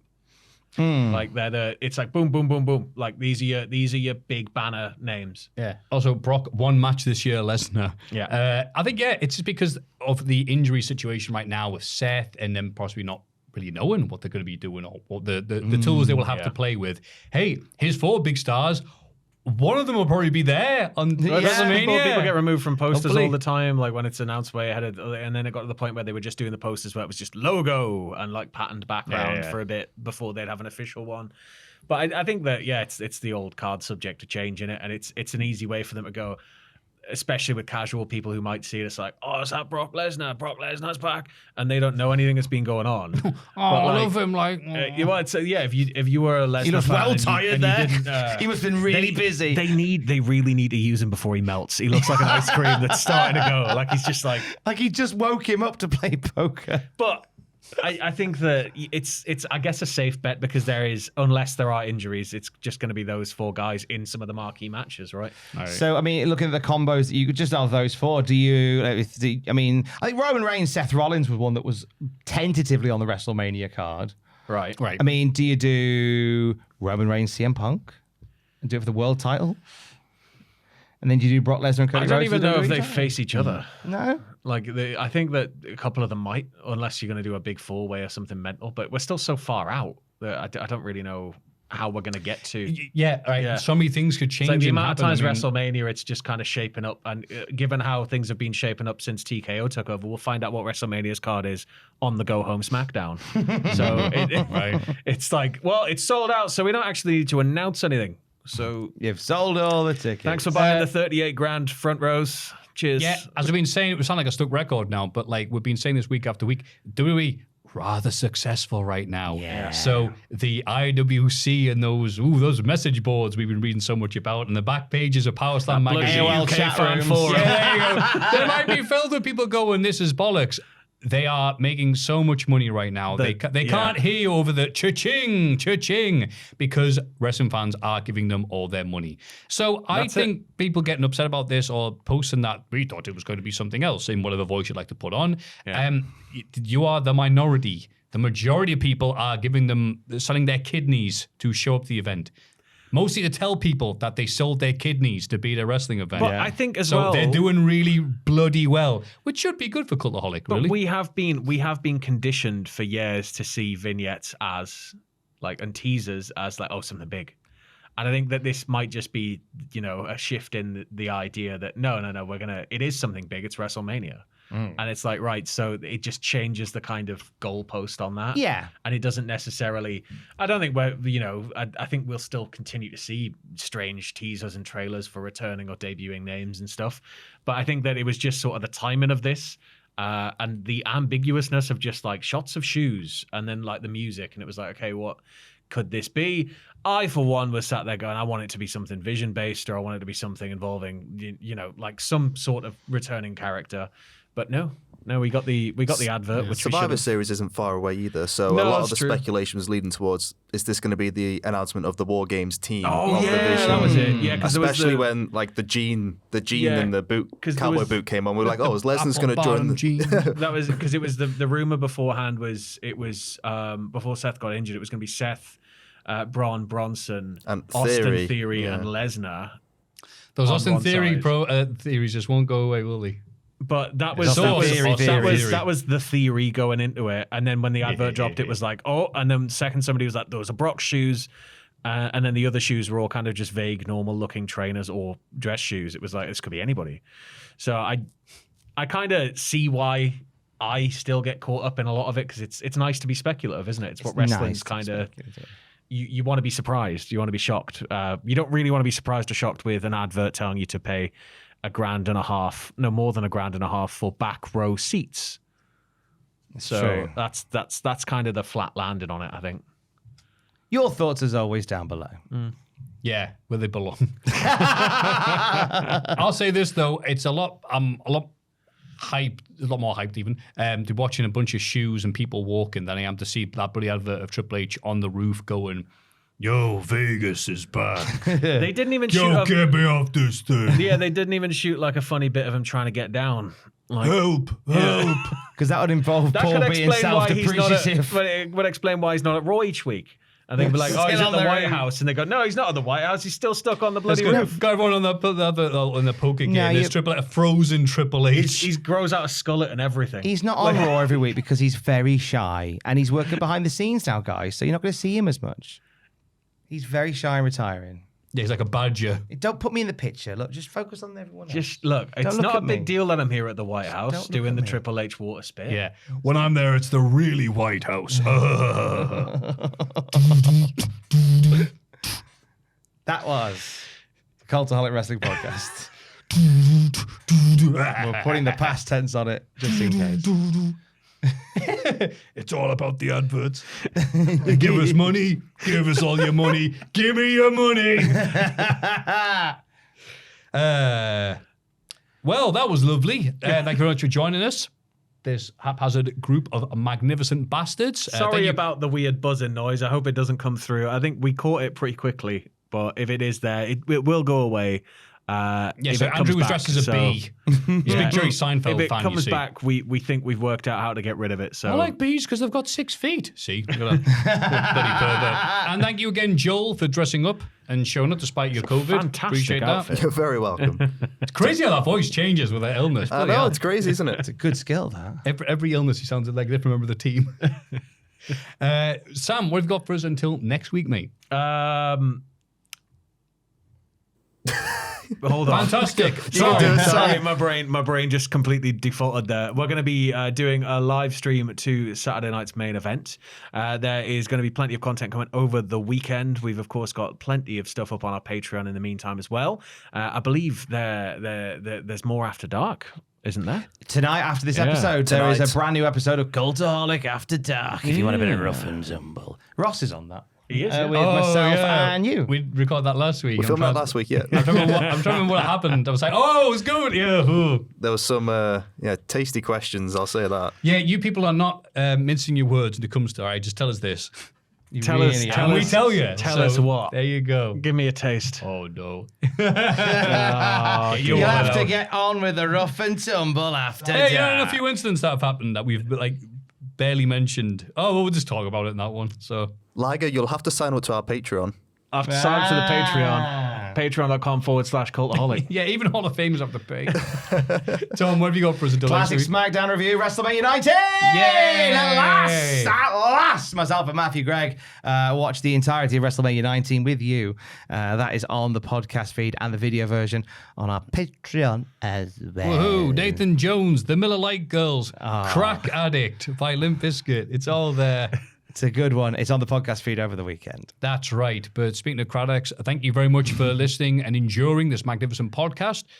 We see in the comments below. Oh, you enjoyed it. Good for ye. Oh, I twitched my nose a lot in that. Mailbag at cultaholic.com and patreon.com/cultaholic. Go there. Have a nice this time. is where we point at the wall The wall, brother, the wall. and we choose a thing to say. We'll say our favorite horror film on 3. All right? 1, 2, 3. The Thing by John Big in the Carpenter. City. Babe. Actually, no, so the second one. Is it bad? It's terrible, mate. Oh, no. I feel bad for her.